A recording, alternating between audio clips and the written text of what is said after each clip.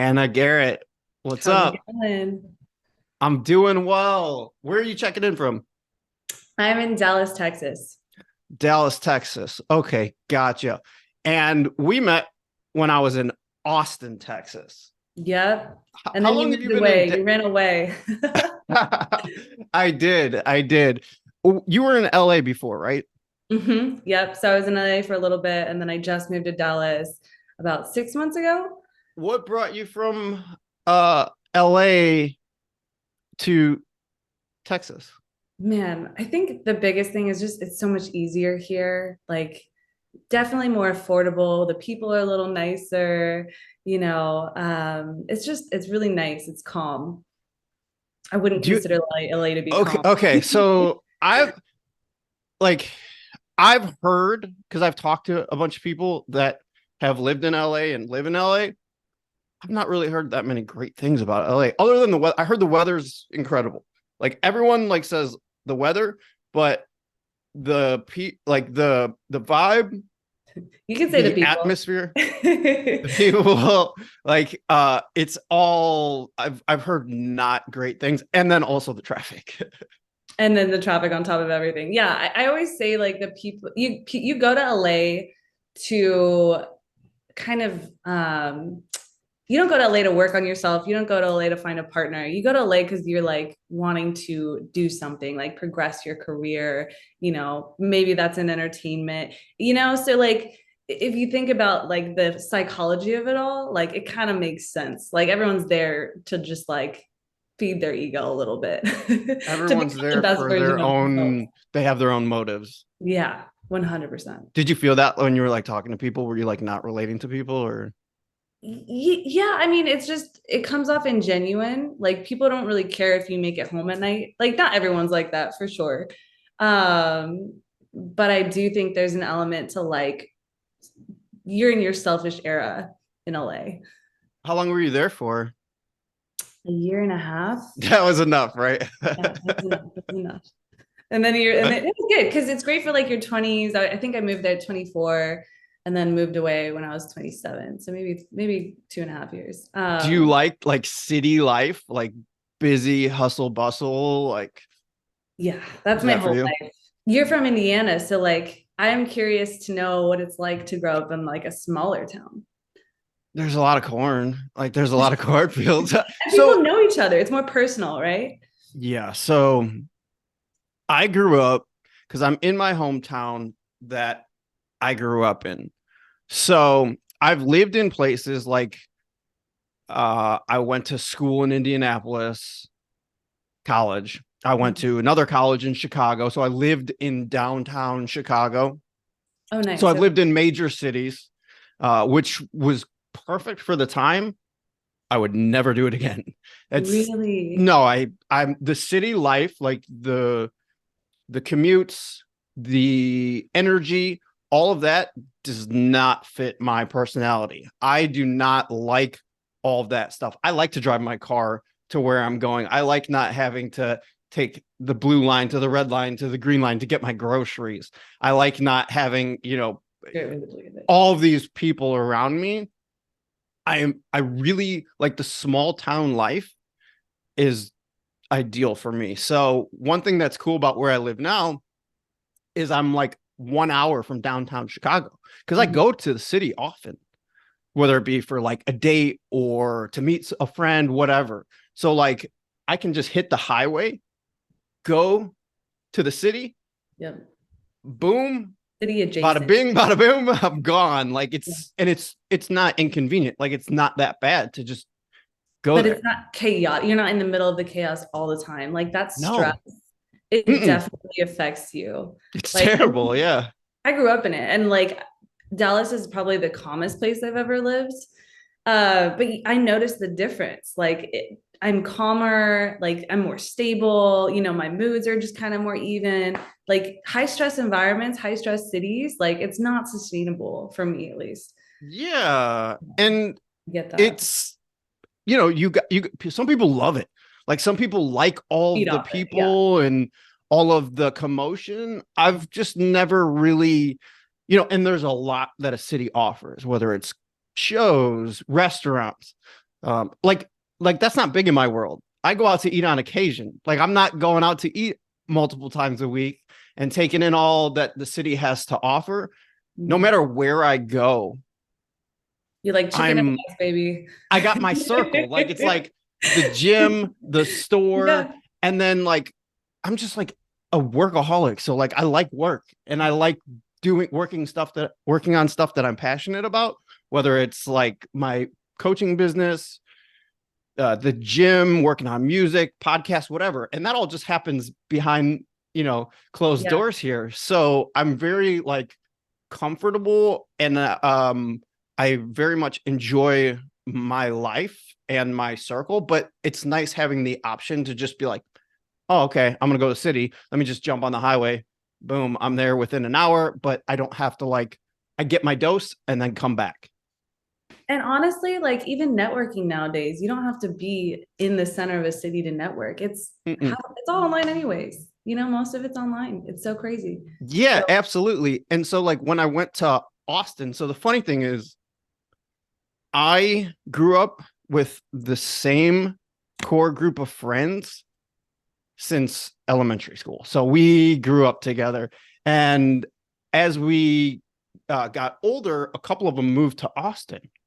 So let's say there's five of us, two of them moved to Austin. So I was always like visiting for whatever, like bachelor parties or like wedding or just, just to say, hey. And I was always like, I kind of want to like check it out. So I moved to Austin. So now there's three of the five of us there. And like, I just went there and visited and I knew like, I was like, all right, before I leave here, I'm gonna have an apartment lined up. So like I was like, I went there, did a full apartment search, put a down payment by the time I left, turned around, came home, turned around, and within like a week and a half, I was living in Austin. Like I, literally shipped my whole life in like a shipping container, yeah. shipped it from Indiana to Austin, and then just drove to Austin. And so then there were so there were three of the five of us there. Then another friend that we grew up with, part of that circle, he was living in Seattle with his wife. And then he was like, I think we're going to move to Austin too. And then he moved to Austin. So then now you have four of the five core group living in Austin that uprooted from Indiana. Like, how rare is that? Like, that just doesn't happen. What about the fifth one? Where's the fifth one? He's just like not. He ended up he had kids and stuff, so he had to sit back now. But yeah, it was wild. So, but when I was there, I knew like this is not. I said this. Yeah, I knew like it always felt like okay, I'm just like experiencing this. Mhm. This isn't going to be like where I lay my roots. Family is like I'm a huge family guy, so I'm totally involved with my family and I'm seeing them, not just talking to them on the phone, like seeing them in person often. Yeah, because you're My back home. brother, Yeah. yeah. So I moved back to Indiana and bought a house and here I will be until I feel any differently. That's awesome. Yeah. So oh Hannah, I'm gonna give you a bit of an introduction for my audience. Um So, Hannah, you're a content creator.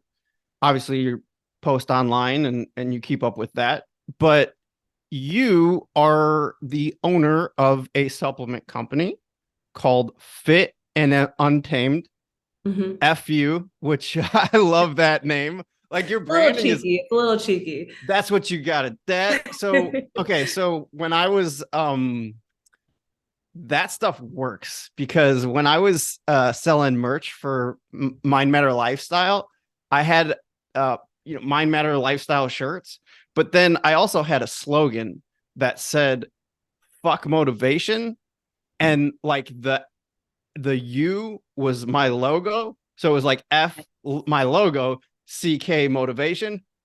That was my top seller. Like Really. that was the one that always sold the most. I mean, it ties back to the mission of the company. Like it's supposed to be a statement, right?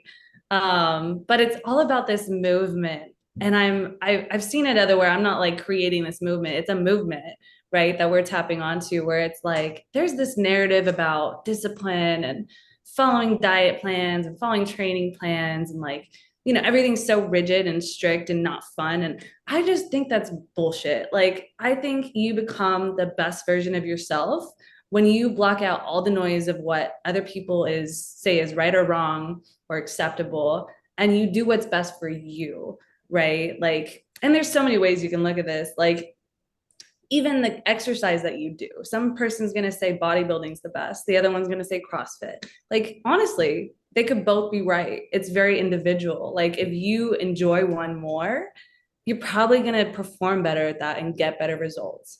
So for me, it's very much like fuck the status quo. Like you need to figure out what works for you. And there's like defiance in that, right? There is a little defiance in that. And I think that's brilliant. I think we should feed into that. I think we need to build that in people. Because yeah, I just, especially with all the, well, this is another topic for another time, but all the bad advice going around too. It's Like, endless. yeah. So educate yourself, figure it out on your Yeah. Yeah. And it is, everything is very individualized. Yes. When it comes to fitness, I'm a firm believer that everyone has their perfect version of it. I think every single person should be doing some form of fitness. I don't think not doing anything is ever a good option. So, in that sense, everyone should be doing something. Mm-hmm. I don't care what it is. Everyone is very different. Could be bodybuilding like myself. It could be yoga for another person. It could be just regular exercise, biking, marathons, walking, whatever. But once you find the perfect version of fitness, fitness becomes pretty seamless. It becomes a very enjoyable part of life. Not that you don't have to work hard. You always have to work to a certain extent. There is, there's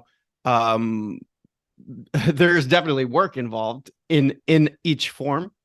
But once you find that form, it really complements your life and it really adds joy to your life. Like if you were to take bodybuilding and give that to someone whose preferred version of fitness is yoga, they're not going to last a day. 100%. So that's why finding what works best for the individual is the most important thing. Whatever is most sustainable, whatever brings you joy, whatever adds to your life. If it's like, if you hate doing it, you're not going to do it. And you bring up such a good point because there's research on this. And, one of the biggest drivers for quote unquote motivation or sticking to a habit, it's really just enjoyment. That's it. It's really just, and that's so subjective. So it is. It is. Yeah.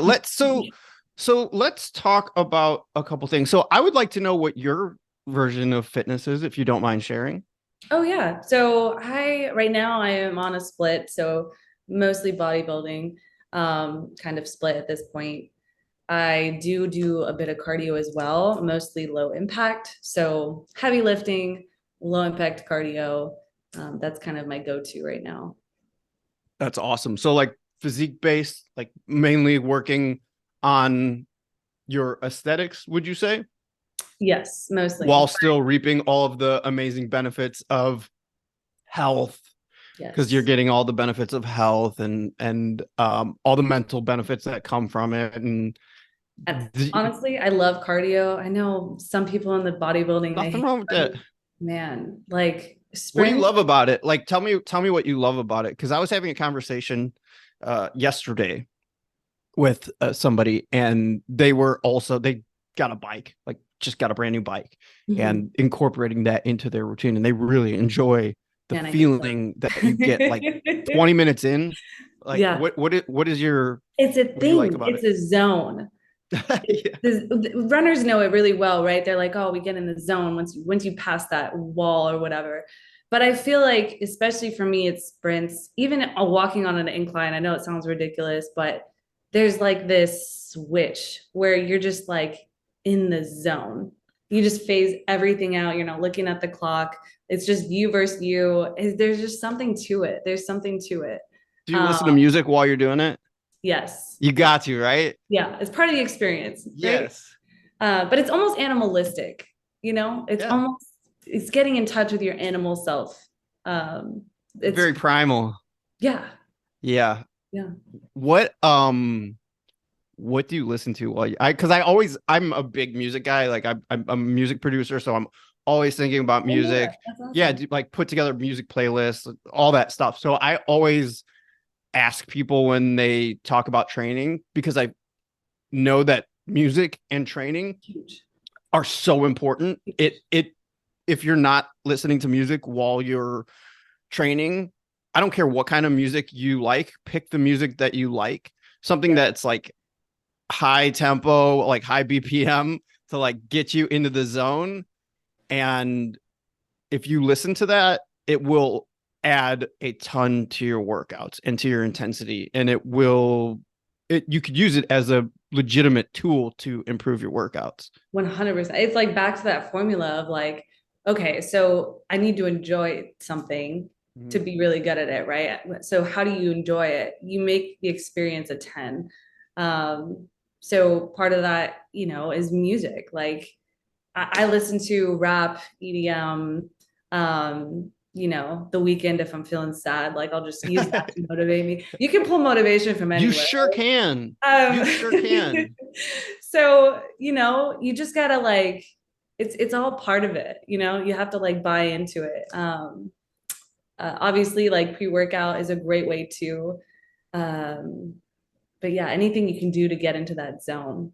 Yeah, let's talk about pre-workout too, because your flagship product is cheat code. And we're going to get into detail on that. But before we do, because we're today we're going to talk about a couple things. We're definitely going to compare and talk about our three favorite supplements, Yes. which will be fun. I'm interested in hearing yours because you and we didn't tell each other ours. Like No, so I didn't tell you what mine are. Like intentionally, I didn't tell you what mine are, and Mhm. you didn't tell me what yours are. So we're gonna be able to see if we pick the same ones, and I'll be curious to know like where we line up with those. And I think And that's gonna be why? really fun. What's Why that? they're your favorite. I'm curious to know why they're your favorite too. Absolutely. And also like I stayed away without getting too far ahead of ourselves. I stayed away from like whey protein, vitamins, minerals, omegas. Like I felt like those are just like, what are we going to add to the conversation with that? They take them. They're good. That's They're the we standard. don't need to Yes. talk. Yeah, Yes. everyone's taken them or has taken them, and if they're not, they know they should. So I went with like the more obscure things. Well, not too obscure, but like just my favorite ones and the The ones that additives, are right? fun. Yeah, the ones Yeah. that are kind of like fun and helpful. So we'll get into that, but I do want to hear about like how you started Fit and Untamed and what that process of getting that off the ground was like for you. Like where did the idea come from? Like Yeah. I want to hear your story. Yeah. We'll start with the idea. So I just told you the mission of the company, right? And so that was definitely deep within me. I was like, what motivates people? Fitness has absolutely changed my life. Like, how can, I give that to other people? But then Before we get into it, like where were you before fitness? Like what was oh the God. catalyst that got you into fitness? I always like get interested Yeah. in that because we all started with some form of a reason why we got into it. And sometimes it could be like a bad breakup. Sometimes it could be confidence. Sometimes it could Oh be, yeah. whatever. You saw a movie and you were like, oh man, this person looks like this. There are all these different external reasons for Mhm. motivation to get someone started. And I always find that interesting. So what was the like catalyst that got you into fitness? Revenge is a great motivator, isn't it? Yeah. Was it Talking revenge? about motivation. Was it a revenge body? It was not, but and that's what's funny. It changes over time, right? Like you go through like waves. Yeah. I've definitely had my waves of, Yeah. revenge, great body. No, but what started me, honestly, it was really just the want to get a certain body, like point blank period. I was 16 when I first really started working out. So I was like a cardio bunny. Um, and then one of the guys I dated at the time was on roids, funny enough, and had a great body, looked great. Actually got me in the gym. Like he's the one that taught me how to squat. I always laugh because he did not last, but the gym, I just continued for the rest of my life. Sure. So you Uh, got something, a takeaway. I do feel like when it comes to relationships, this is gonna go way off I topic, know. but whatever.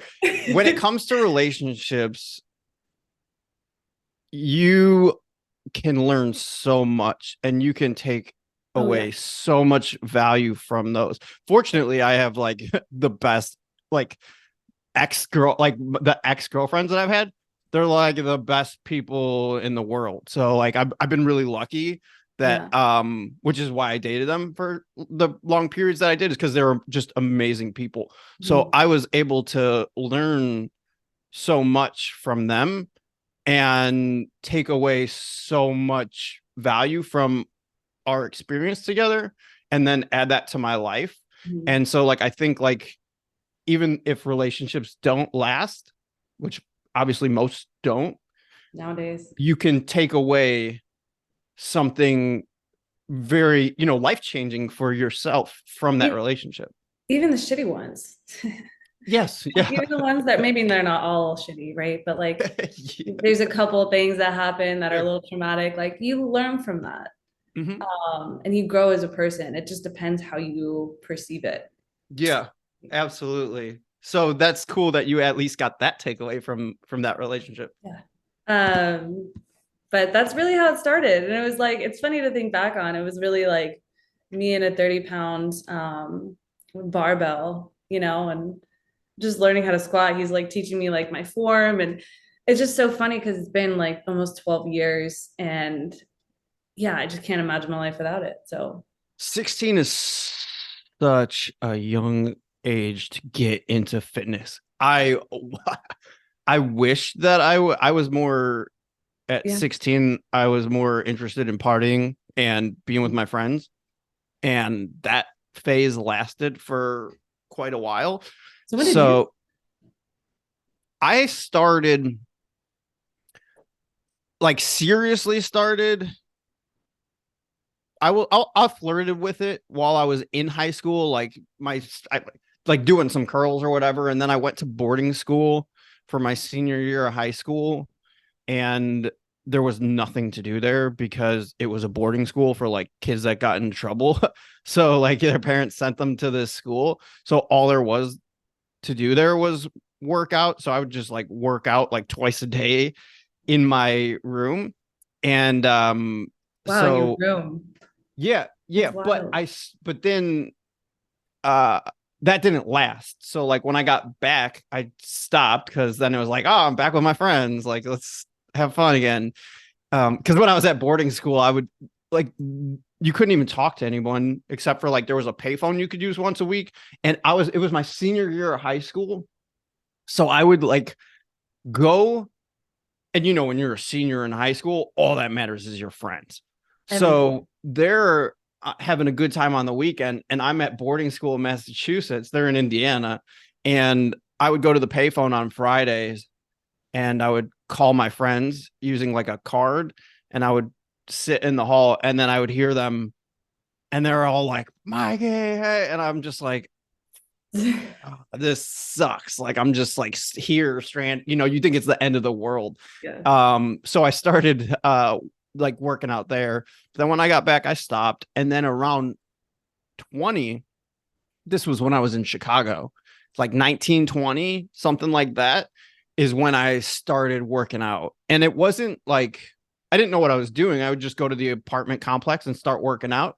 But I always like from that, like once I started there, I always wanted to like bodybuild. Like that's when I started being like, I want to be a bodybuilder. Like I know that I want to be a bodybuilder. I don't know how to do it, but I'm going to figure it out. And Mhm. then I never stopped. Yep. It's like an addiction. So yeah, I don't think people who don't, it is when you have that version that we're talking about. A lot of people struggle, Hannah. Like a lot of people struggle with getting through the day and adhering to any form of fitness because it doesn't click like that for everyone. Sometimes people get to this point where they're forced Yep. to into fitness because of their health or because of their self-esteem gets so bad from not doing it because let's face it, life has a shelf life. Yep.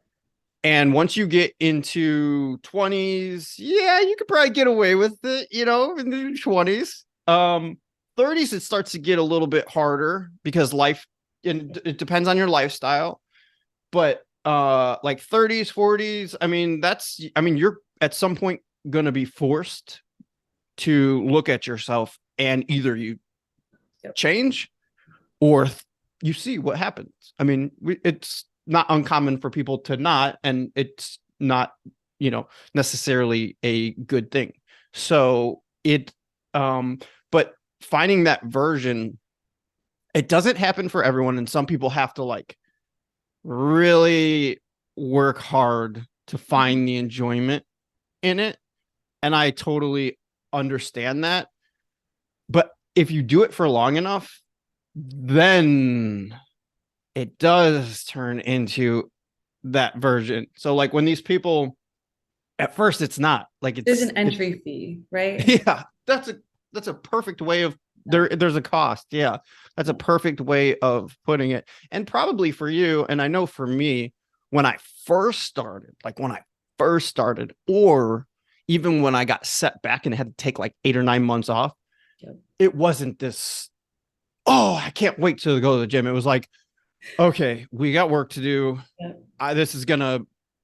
I remember I had to take a step back once, and there was it was like me getting back into the gym, and I was like, all right, so and I was like big lifter, like this was like well into my lifting experience, Mhm. and I had to take 8 to 9 months off for a back thing, and I came back, and as I was getting back into it, I was lifting the 10-pound dumbbells, and my little legs were just trembling. And I look over to my right. There's she must have been 75 years old. She's curling the 15 or the No. 20s like for reps. Yeah. And I just remember thinking to myself, boy, this is humbling. And also like we got work to do. And it doesn't feel good. Like, No. to your point, like I've been doing this for so long. So I'm at a point where like this is part of my day. Like I love this shit. You know what I mean? Yeah. Like I know how to squat. But when you first start out, I have so much respect for people when they first start out because like you have to watch the form videos before you go to the gym. You have to go there and like, prepare to be embarrassed potentially if you're doing it wrong, right? Or, Mhm. you're getting watched at, maybe you're a little overweight. Like I've had those phases. And it's uncomfortable. It's not a good place to like it's not always enjoyable, right? Like we said. And And gyms are weird too, aren't they? Like wherever you go, every gym is really weird. are. Right? Like, This goes all back to my yeah. original point where it's like you have to be able to phase it out. Like when I first started competing, not competing, I never actually competed, by the way, but I was training to compete, and they had all these like crazy new workouts that I hadn't done before. And some of them were just upper body. I just never did upper body before that, to be quite honest with you.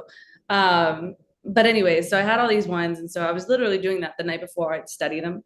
And then I'd go to the gym and I'd like have to put myself in front of everybody. And it was at the time the gyms were like packed.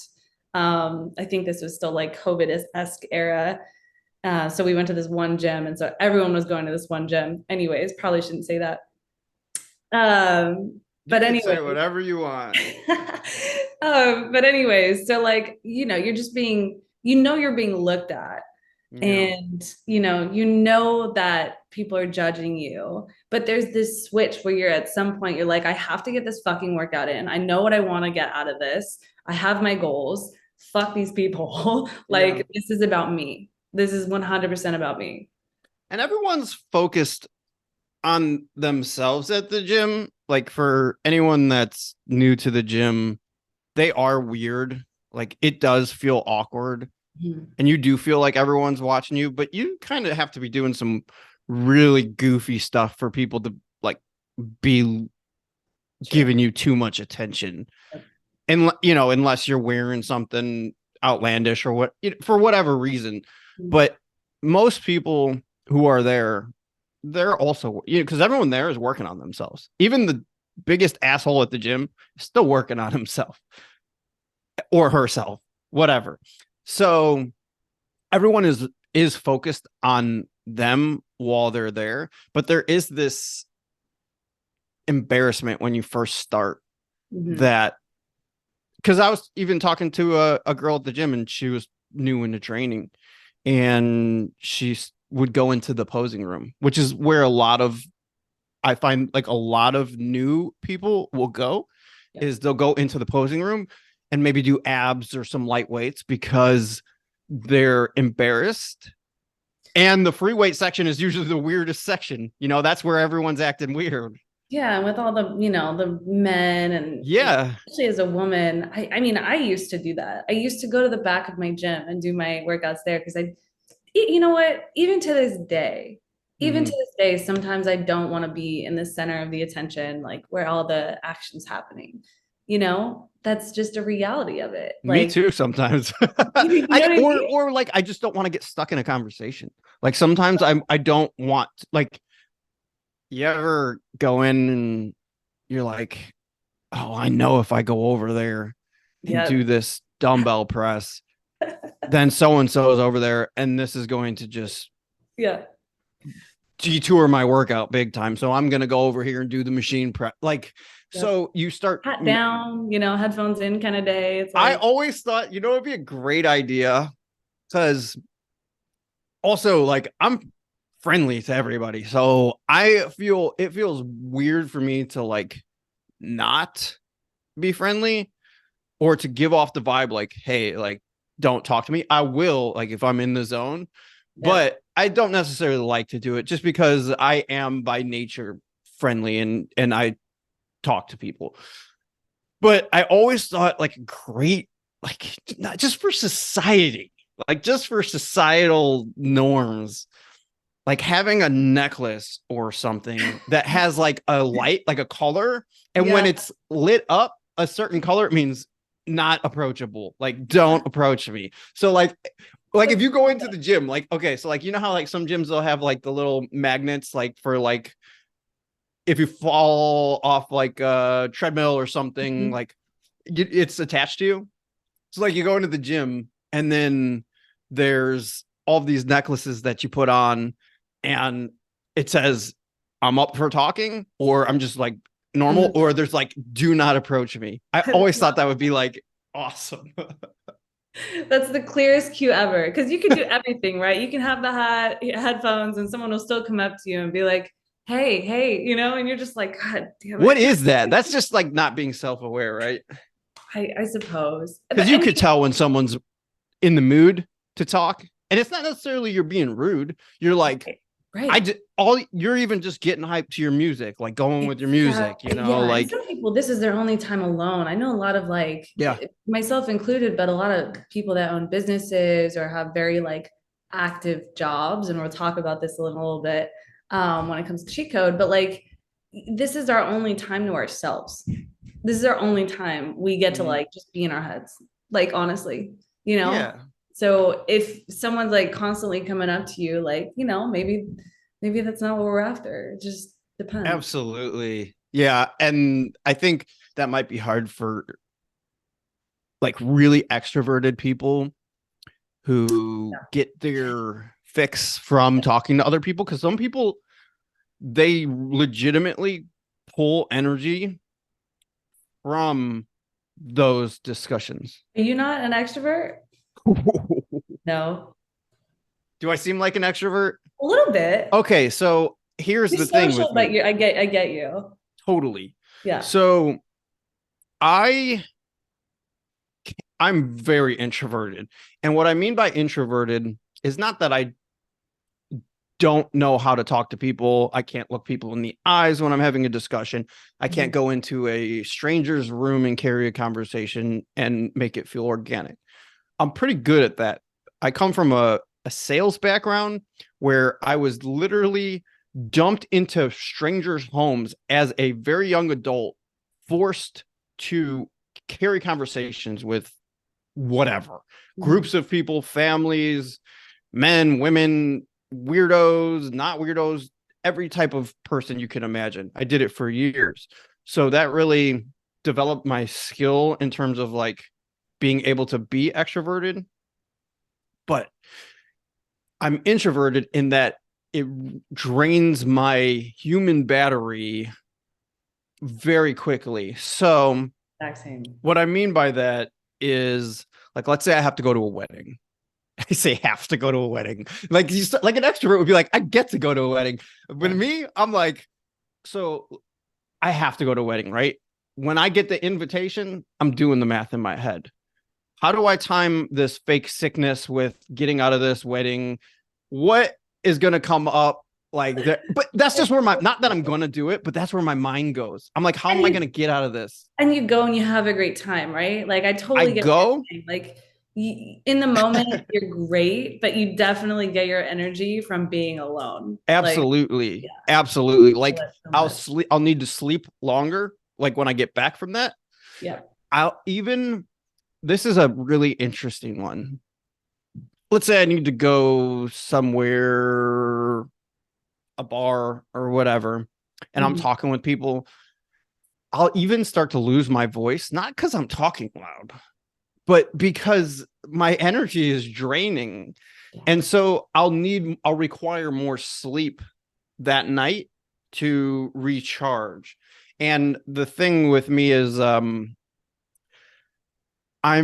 too comfortable being alone to the point where I could easily Yep. not go. But we have to force ourselves a little bit. Correct. We have to force That's ourselves. correct. Yeah. Yeah. So I am very introverted, but I understand how, because I see how people work and I understand that extroverts get their energy from those experiences. So when you get like an extrovert and an introvert, it's just like suck It like a sucks the vampire. energy. No, 100%. And you get a lot of extroverts in the gym, right? Yeah, you sure Funny. do. A lot of extroverts amped up on pre-workout, so that adds to Yeah, the 10 times. Yeah, yeah, to yeah. the You're like, please yeah. stop talking. Please just let me be. So you Anyway, were okay, so you were you're saying working. that fitness was really important to you, and then so how did that lead to the Fit and Untamed, like getting started? Yeah. So I just like, it was never my whole life. And I think people think everyone in fitness is their whole life. And I just want to Mhm. like wreck that apart because fitness for me was huge. It was always a big part of my life, but I also would really wanted to be successful in my career, and I was that was always like one of my top priorities. But then I also wanted this social element. I was young. I was in my 20s in LA. Like, come on, I want to have fun. I want to be a part of my community. And I still do. I still want that dynamic, like, Yeah, you just said I was young. You're still young. I'm still in my 20s too, Yeah. um anyways, uh, but so I wanted all three of those, right? And that's kind of how I've categorized an excellent life, like a high performer that is just extraordinary, right? I just want to be that person. And I think there's a huge amount of people in kind of our age range that want the same, right? They're just trying to Mhm. be the best version. So I think there's three pillars. I think there's the physical and fitness, right? Like look good, feel good. I think there's the mental and then, achievement aspect. So it's like, How much can I get out of myself today? Am I working? Am I making impact? Whether that's a career, whether you're starting a business, whether you want to change the world, like, am I actually, um, achieving something? I think that's important. And then I think the third one is that social and well-being. So like everything from longevity, positive mindset, having the energy and time to spend with your loved ones. And so what I found was happening, I was grinding, and I would try other pre-workouts and they'd only help me in the fitness, you know. And so when I was all fitness, you're you're sleeping 8 hours, you're not eating junk food, you're not drinking, it's very strict and regimented when you're actually like all in on fitness. And you're taking the pre-workout, but all your energy goes to that fitness pillar and the other two crumble a little bit. And so me and Cal both experienced that, and we were like, this has to be a better way because we want all of it. I refuse to compromise. Fuck you guys. Like, we want it all. I want my cake and I want to eat it too. And so that's really where cheat code came from. And we'll talk about supplements a little bit. But the supplements in the pre-workout will not only help you perform in your workout, they won't only help you with your physique, but they'll help you focus better. They'll help you in your memory. That was one of the things that I noticed about your pre-workout, because you sent me pre-workout and I took all the pre-workout because I will take all the pre-workout because love it. Spoiler alert, I love pre-workout, drinking pre-workout right now. But in the ingredients, there are a couple things that I liked. And I'll talk about one of them later because I don't want to talk about that right now. But all of the nootropics in your pre-workout and the energy was very cognitive. Yeah. And I liked that because I'm not always looking yet. I mean, you had caffeine in it. Like there's what, 280 milligrams of caffeine, right? Yeah. 270. But I am not looking for just all stim. I like the mental focus that you get from these different ingredients. And that was something that stood out. And that's also why you don't like crash so hard. It's not just all like stim. Cause like you ever take a pre-workout and like it, yeah, not only that, it's such a vasoconstrictor. Like when it's so high stim, like you end up losing like blood flow, like important things like that. And it's like, yeah, you have like all this energy, but it kind of hinders your performance a little bit. You don't need that much caffeine. Like I think the caffeine is very important. I think it puts you in the zone. I think it hypes you up. I know it puts you in the zone. I know it hypes you up. But once you get to a certain point, you don't need all of the stim. So that's where all of the different types of caffeine and all of the different types of ingredients come into play. And that was something that I noticed immediately with your pre-workout. And that's also why I liked it a lot. That's awesome to hear. Yeah, I definitely, I mean, I did so much research, like going on to the logistics part of like actually doing it. I did a lot of research. So these are all like certified studies, right?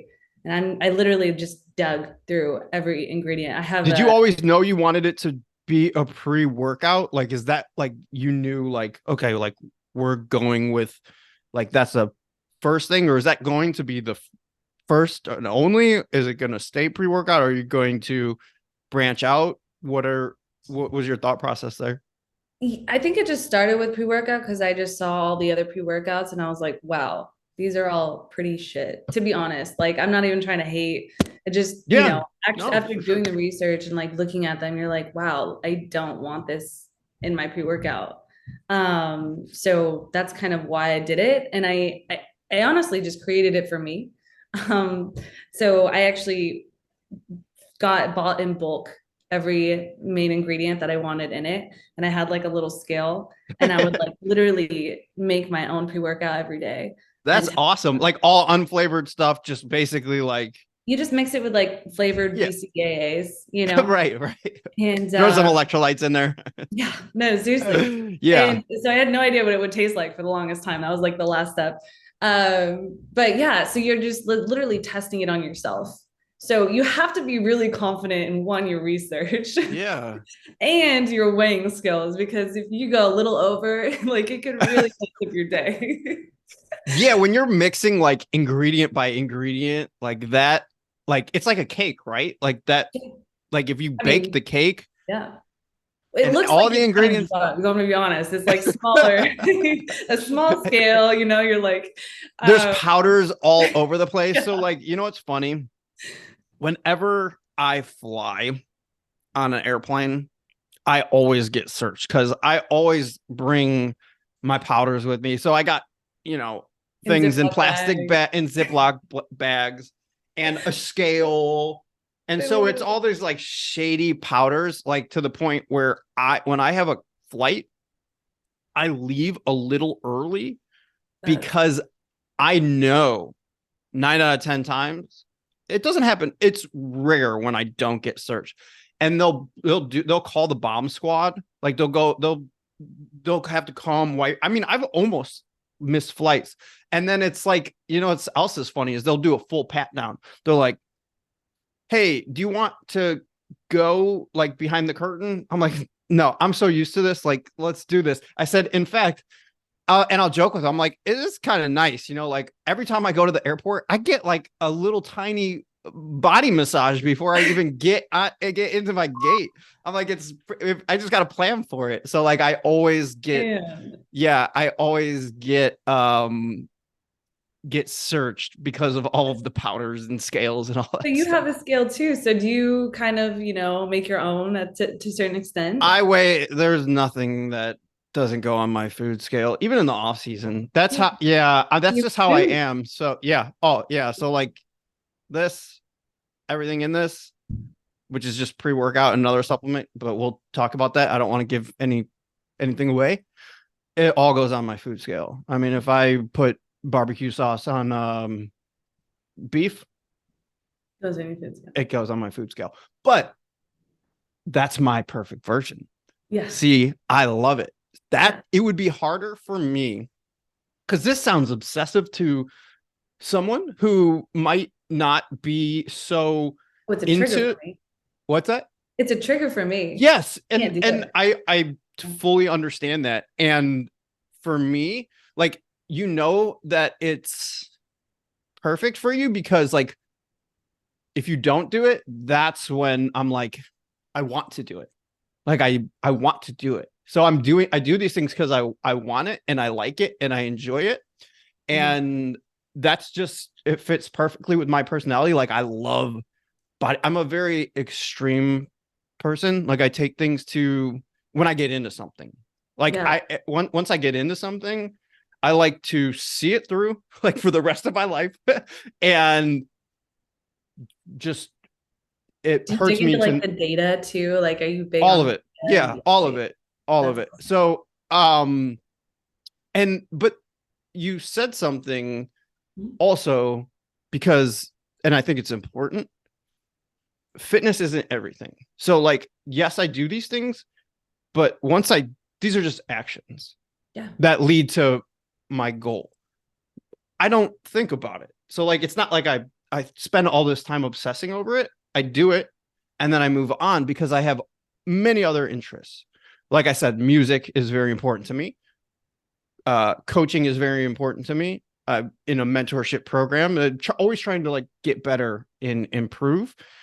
And life is more than just fitness. Like if you're just thinking about fitness all the time, like that, then it becomes like a bad thing and an obsession because your identity is linked to it and that's all that you have. So you become it.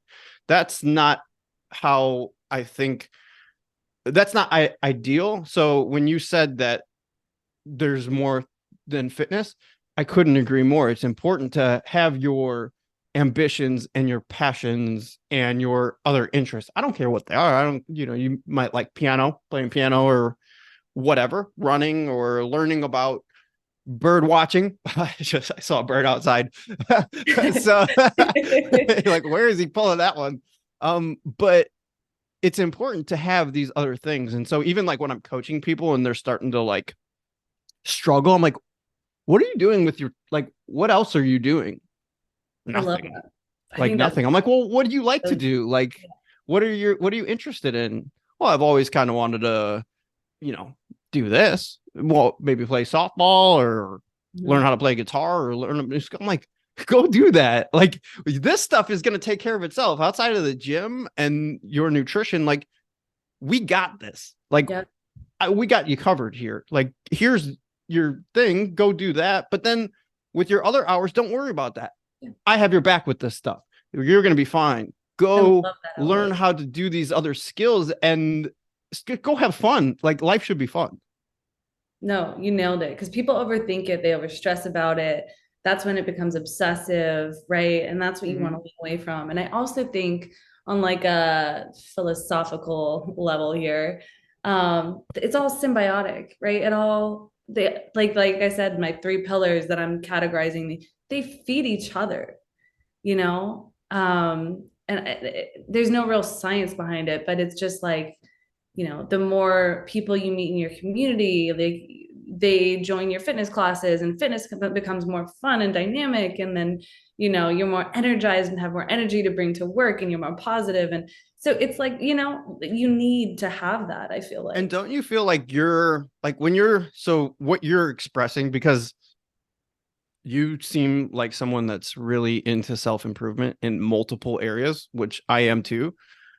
And that's probably why we connected. But don't you feel like when you're firing on all cylinders and you're your best version, don't you feel like you're just better for everything around you? Like all Yeah. your pillars are working better. Like when you're the best you, which that's what fitness is all about, right? Becoming the best you inside and out. So when you're more confident, you light up a room, you smile more, you're less inclined to argue with random strangers. Like you ever see people on the street and they just seem so pissed off. They're just ready to fight. Do you think that's their best self? No, they're not. They're, you know, they're internally they're struggling. You don't just flip someone off at the stoplight for nothing if you're having a great life. Like that doesn't happen. Well, you know, a lot of people, So I think that when you're your ideal self, or at least you're an improved, heightened version of yourself, you're having an impact for the people around you and your close friends and family. They all notice, and that rubs off. And I think you are just creating a better world when you're working on yourself and being your best self. 100%. Could not agree more. And I think we all do it, right? We bring our problems to work, you know, and Mm, maybe snap at somebody and you're like, why did I do that? You know, and it's yeah.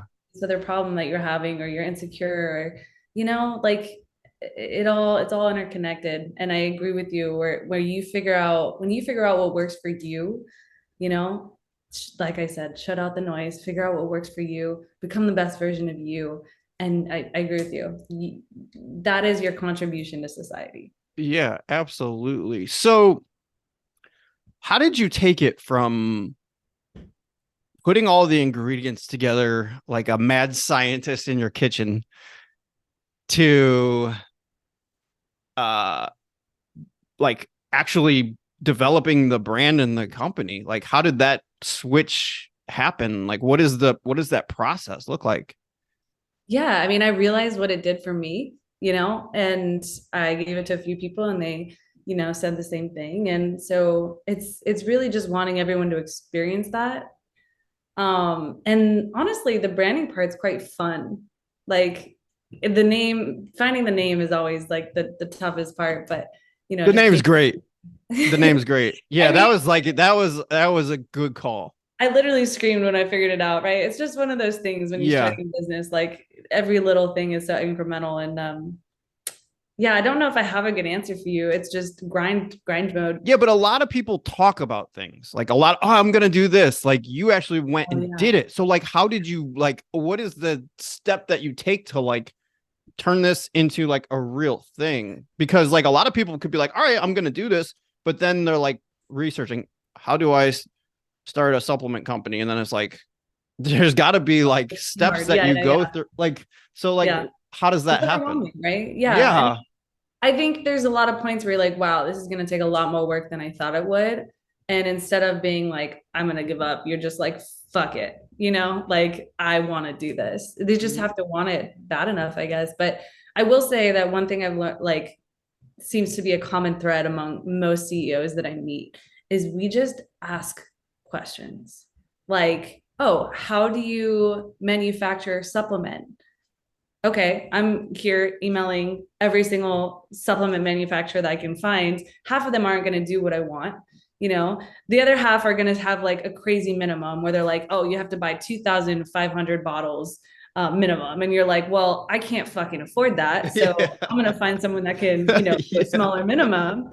And it's just that process of like constantly like learning.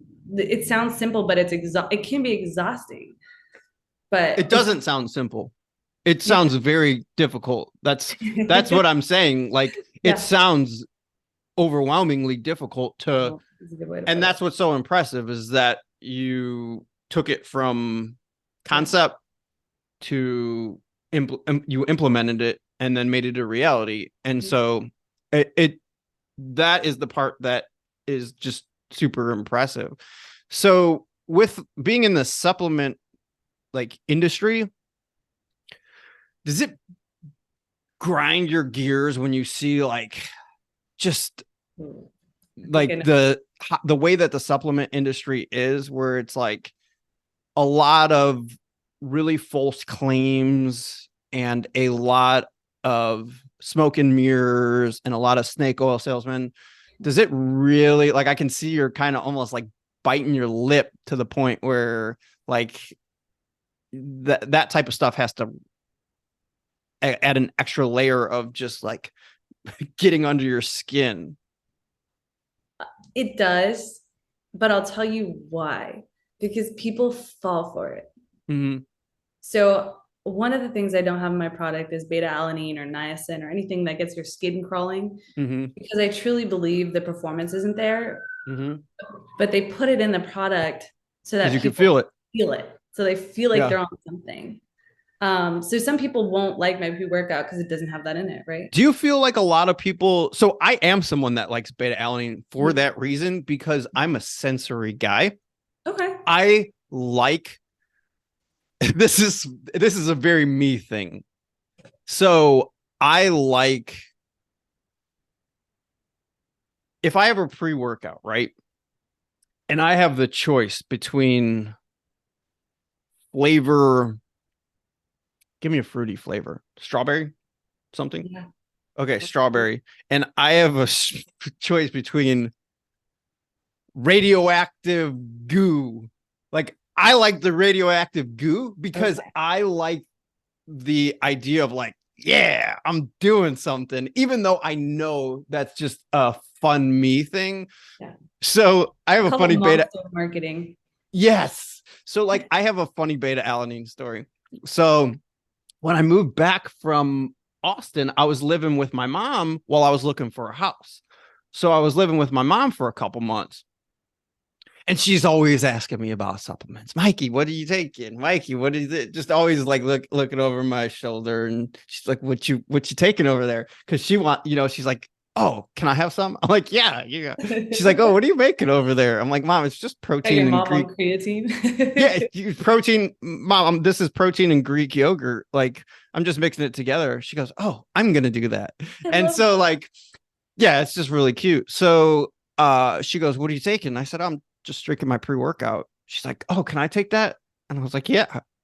And she's sitting there. She's slams her little pre-workout. She's sitting there. And I'm sitting there and I see her start kind of just fidgeting, like she's just kind of like moving around a little bit. And I see she's cleaning. She took pre-workout and she's cleaning, and she's over there in the pantry.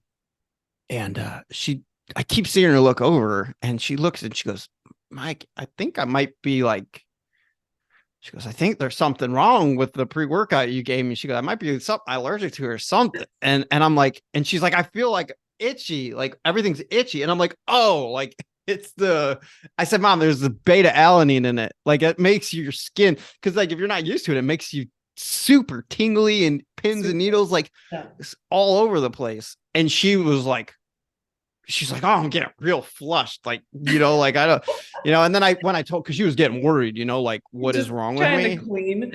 Just cleaning. Yeah. And then I told her, I said, no, it'll go away in like 20 minutes. And then she was like, oh, okay. Like once I told her that, but I could see like out of my side eye, like that she was like getting all like, what is going on with me? Yeah, like what is going on with me? So we still laugh about to actually tell you too, she's like, yeah. And I didn't like think about it. I was like, I just didn't even think about it. And so, yeah, but I noticed she was like looking all concerned and stuff.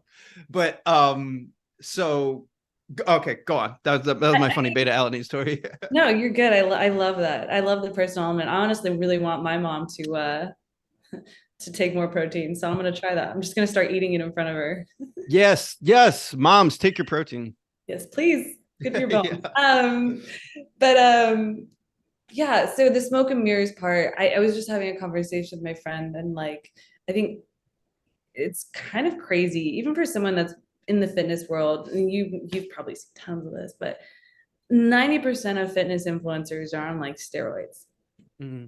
Girls and guys. Yes, women too, for sure. Good. That's good. I didn't even know like until a year ago. Oh, really? And there's once you started really getting into it and seeing, okay, yeah. And then you see the dark side, and you're like, oh. Yeah, yes. And that's why I didn't compete, actually, if I'm being quite honest. But they're selling things. They're selling, quick fixes to people, and obviously, like it's not going to work. Mm-hmm. And I despise that, right? Like I just being someone that's constantly worked on their body. Like I know how hard it is to even stay fit. You know what I mean? Let's take physique out of the question. Right. Just to stay fit and healthy, it's fucking hard. Yeah. And for them to just stand on their pedestal and like that grinds my gear. Like it makes me really mad. Yeah, especially when there's not a lot of transparency. Like I do like it when people are transparent, Oh yeah. Okay. Like with people taking steroids. Right. It's just like when you're promoting insert product, whatever it is, but your physique is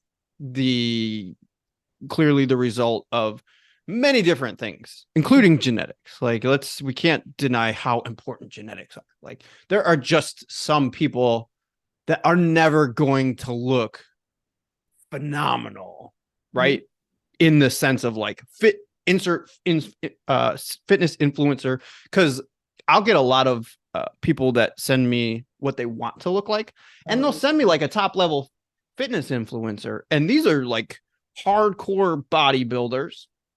They're just maybe not competing. Some of them are competing, but some of them aren't competing, but they're still bodybuilders. They're still on gear. They've still been working for 10 plus years on their physique.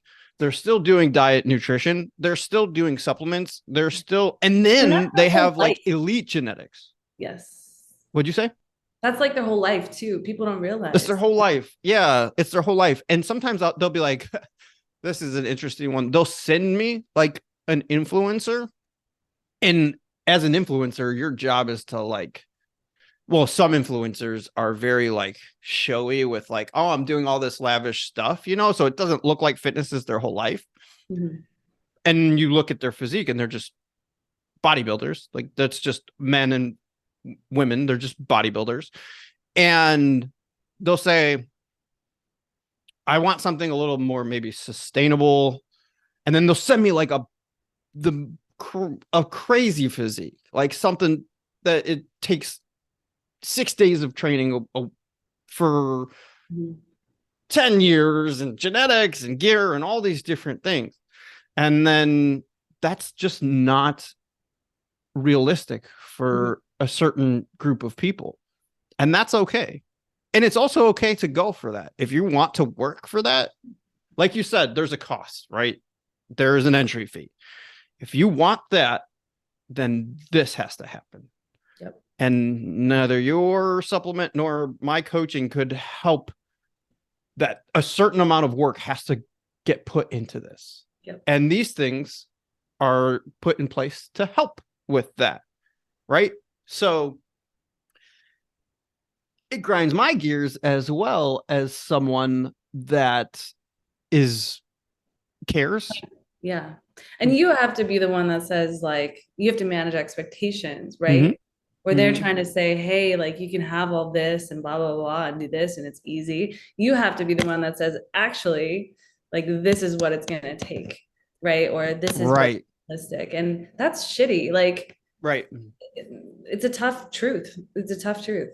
Right. Right. And I'm not saying that someone can't do these things. I think it's just important to know like what it takes to go into these things. If you thought that like me, if the listener thinks that like me weighing the barbecue sauce and the mustard and all these things is obsessive, then maybe that extreme goal, because I'm doing all these things and I don't look like the influencer that they sent me, because maybe don't have their genetics and I don't take gear. I've seen your Instagram shredded. I know. Well, okay. So, well, maybe I have body dysmorphic disorder too, but that goes hand in hand with bodybuilding, which is part of the entry fee, right? No. That's part of the entry fee.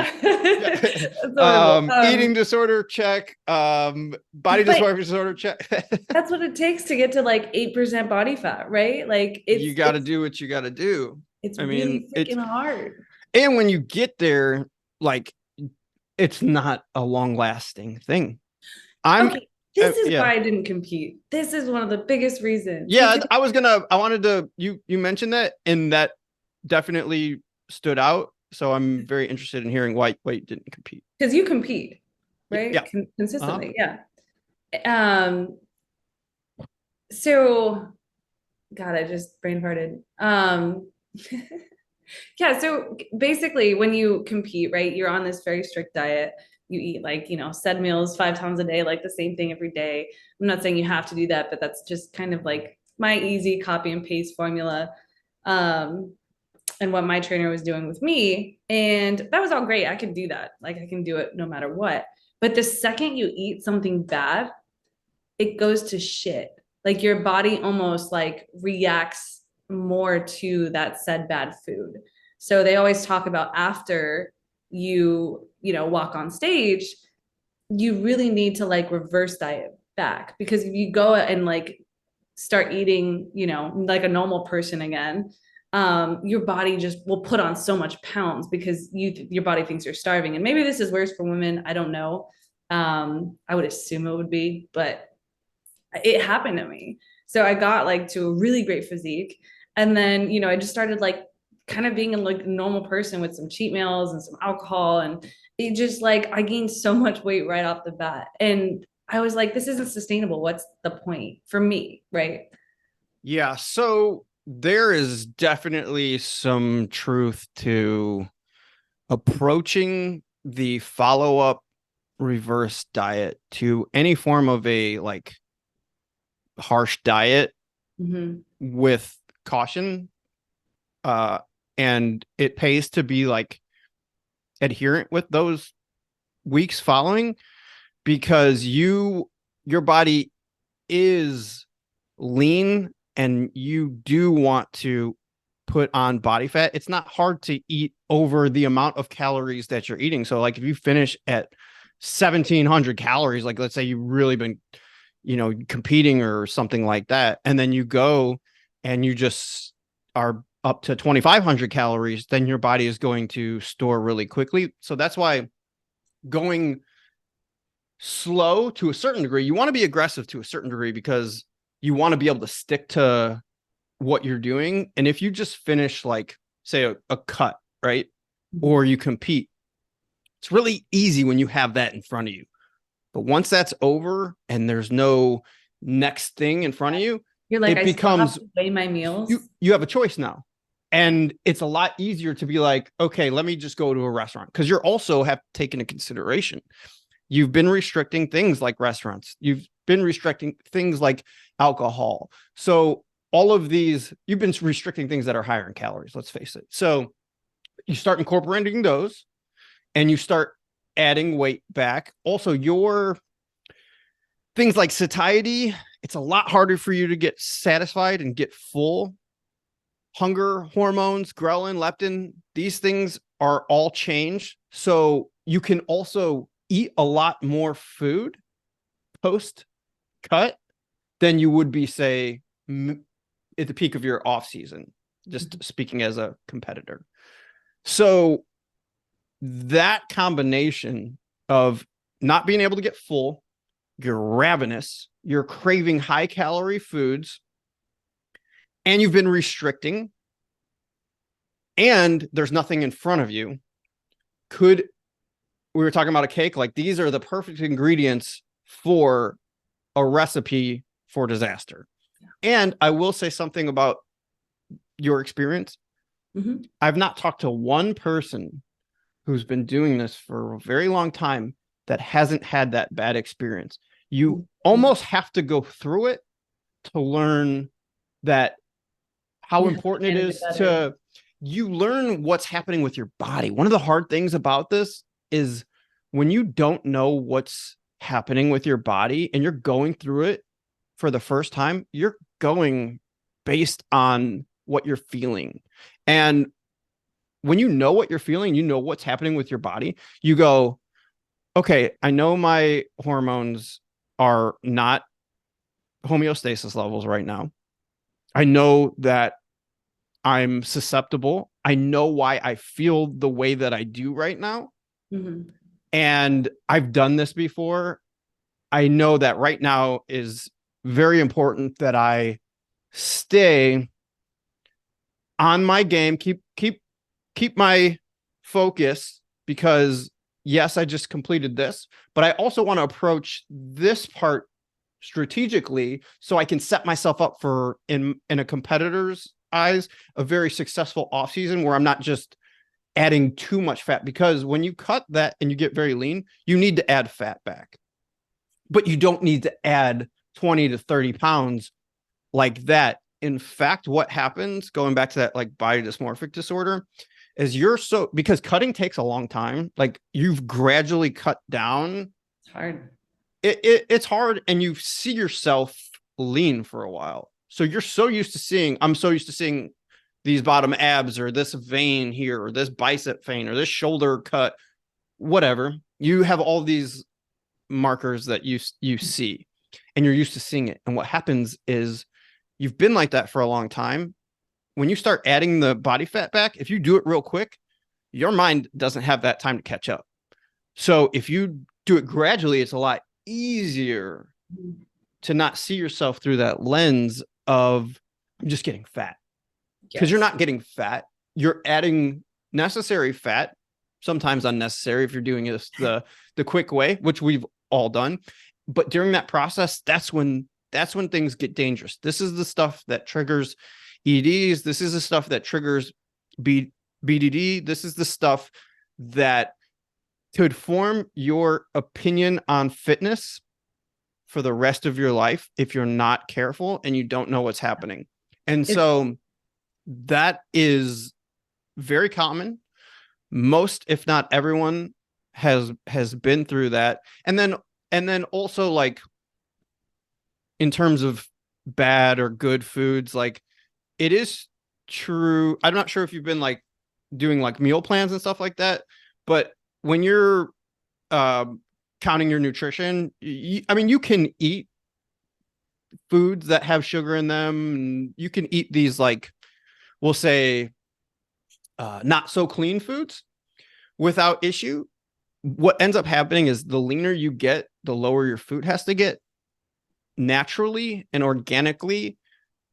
When you're eating less food, you're having to choose from lower calorie food options, vegetables, berries, lean meats, protein sources, low carb, high fiber, all these types of things. So that can cause a lot of restriction because, yeah, you are restricting. You can't eat things like cereal and even just everyday, whatever everyday foods are, Foods. right? So like there's just stuff that you eat every day that They're way more probably high wouldn't. calorie than you think they are. It's crazy. Exactly. And I So will that, say yeah. I don't mind the diet at all. And like a couple points, but like I don't mind the diet at all. I think the diet was great. Like I felt the best I've ever felt. It was a balance of carbs, fats, and proteins. Like, Mhm. it's not restricting in the way that I think we're used to the narrative of restricting. You know what I mean? Like Mhm. for girls my age, mostly restriction is like cut out carbs or cut out fat, Yeah, they're Um, like so aggressive, like, yeah. and carbs are bad and fat, like right, Don't get right. me started on that one. Yeah, I know. But this was the most balanced diet I've ever had in my life, and it was amazing. My body just loved it. And the no alcohol thing was phenomenal. So like many positive things to say about that. Hmm. And I think you're right. I think the key to success on coming off of this, I think a lot of the key to the success of getting a good physique is the coach you have. Um, and I won't say anything bad about mine, but I didn't keep them on for the, I don't know, the The D cut, reverse, the reverse diet. yeah. The D cut, that's a good one. Sometimes I make up words, but I didn't keep I them like the D, on. the D. I didn't keep them on because I didn't really necessarily think that they had my best interest in mind. And so I think, to your point, going through it the first time, like have a good coach, like to just guide you through it is Hmm. super.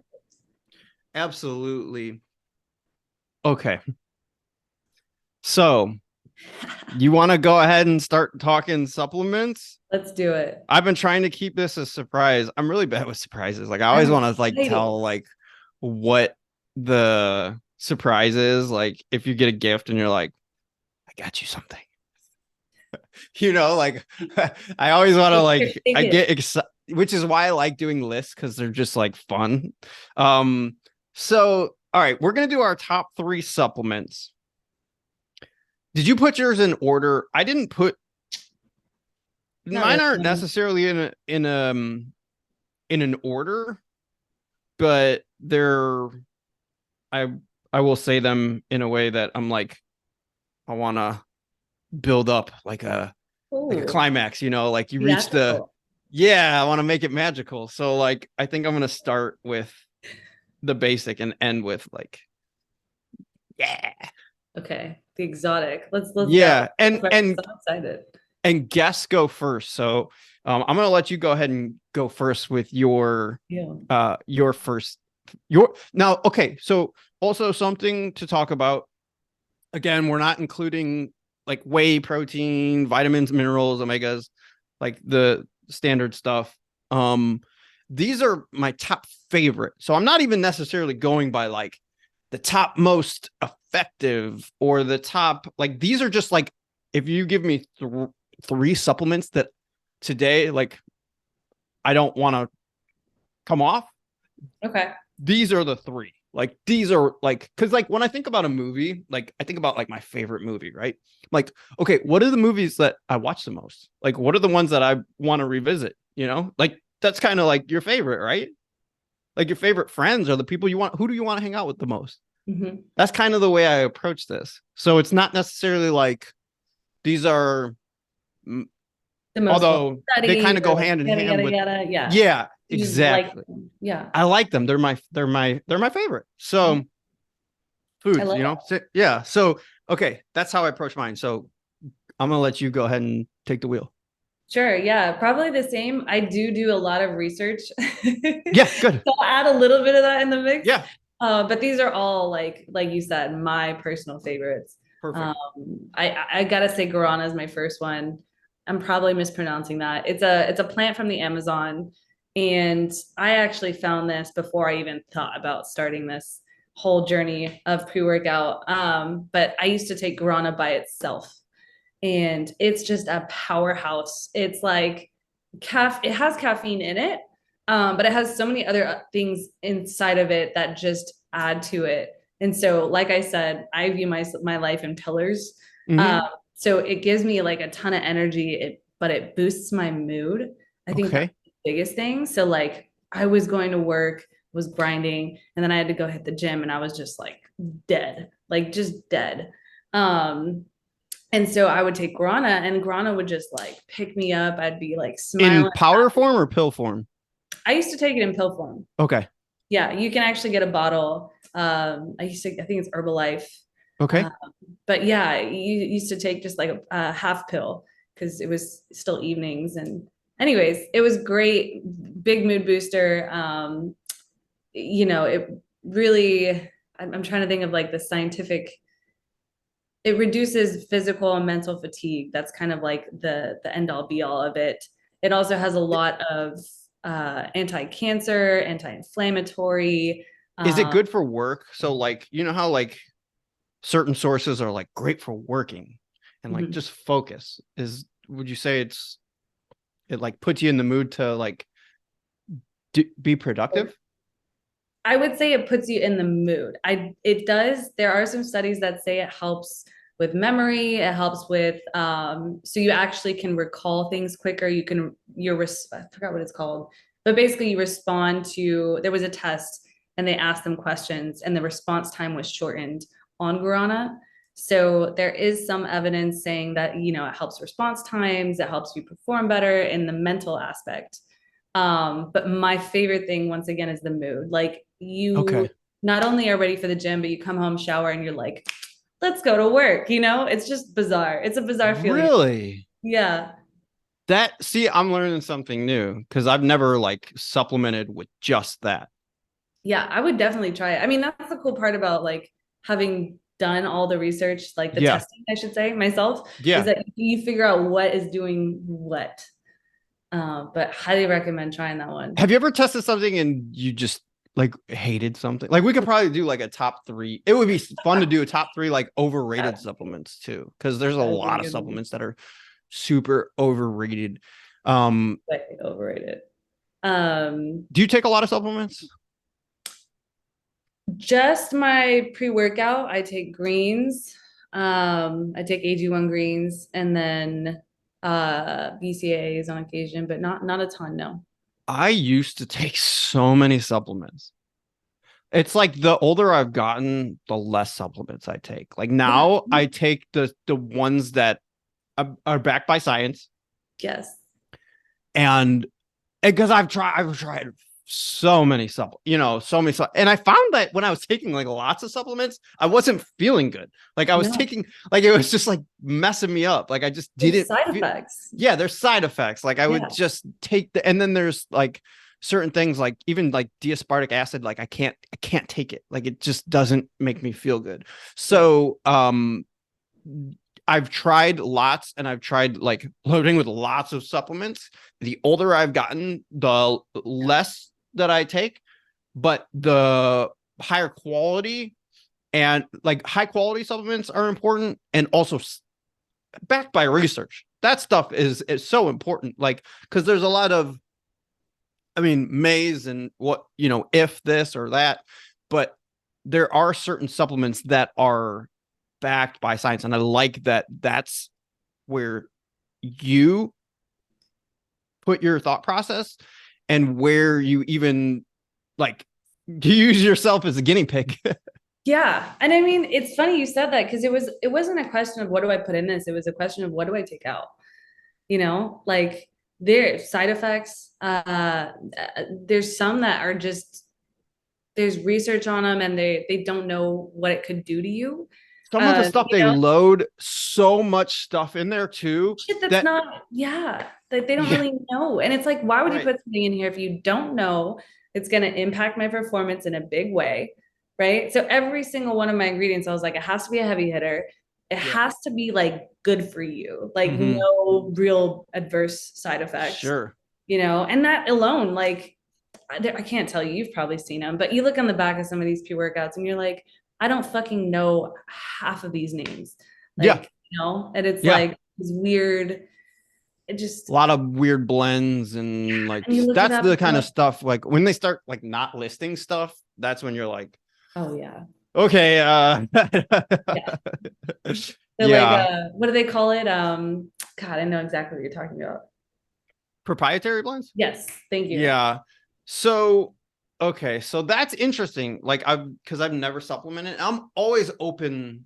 Like one thing I think that is important, like being in this field, is always having like an open mind. Like I think that having an open mind and being uh, inquisitive and eager to learn and find new things and try new things. Like I'm always trying new stuff. Mhm. Like I'm always trying, and it's like until something is like proven wrong, I'm like, all right, well, this is what I'll go with for now. You And know, the research is always changing, right? Like right? it's Exactly. funny. We say science backed and we're like, yeah, that's, but things change in our industry. We learn new things, more studies come out. So it's like, you have to be willing to, yeah, just be open. And you kind of look at things like I always look at things through the lens of I never like look at like one single study. I'm like, I look at the body of everything. So like, what is the community saying? What are the people that I respect saying?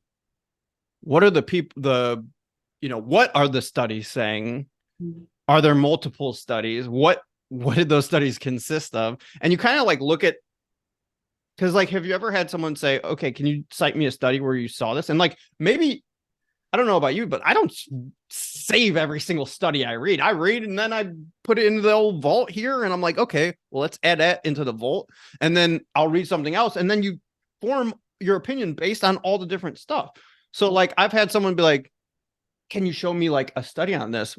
Well, no, I can't right off the top of my head, but it's the collection of the entire research community, the entire fitness community, and then also like try stuff out, like go try stuff yourself. Like if there's a supplement that you're interested in, you could have go try it. Like, as long as it's safe, right? So I wouldn't say that with like, anything like dangerous, but if it's like a safe supplement or if it's a safe, I'm just saying supplement, like it could be a training technique. Yeah. Right. How do because you this feel, could be right? applied to Yeah. anything. That's a huge part of it. Mm-hmm. It's a Right. huge part of it. Okay. But Go to ahead. your point, we talk about scientific studies too. You can find one that has both. You can have one that says, oh, this supplement is the bee's knees, it has like this great performance. And another guy will say, well, it didn't really make an effect here. You know what I mean? Right. So they argue amongst themselves in the fitness community. So I think people need to understand that not everything is just like, oh, I found one study, this is gold. No, he's probably arguing with someone else that's it's yeah. It is 4 o'clock here in Indiana. It feels like it's pitch black outside. It's starting to get so dark.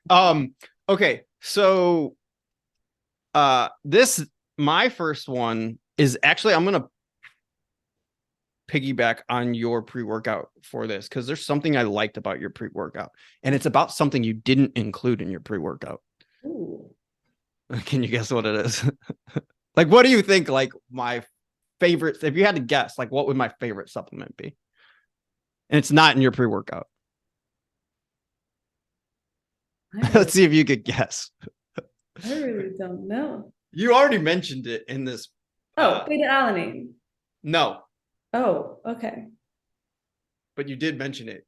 I don't even know if you noticed that you mentioned it, but you did mention it. Nice. When you mentioned it, I kind of like maneuvered the conversation because I was like, I don't want to talk about this because I don't want to ruin the surprise. Oh, I don't remember. Tell me.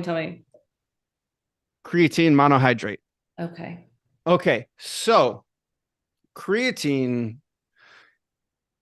I'm going to tell you why I'm glad you don't have that in your pre-workout. Mm-hmm. I hate it when companies creatine, that is probably for bodybuilding. It's like, other than protein, it's my favorite supplement.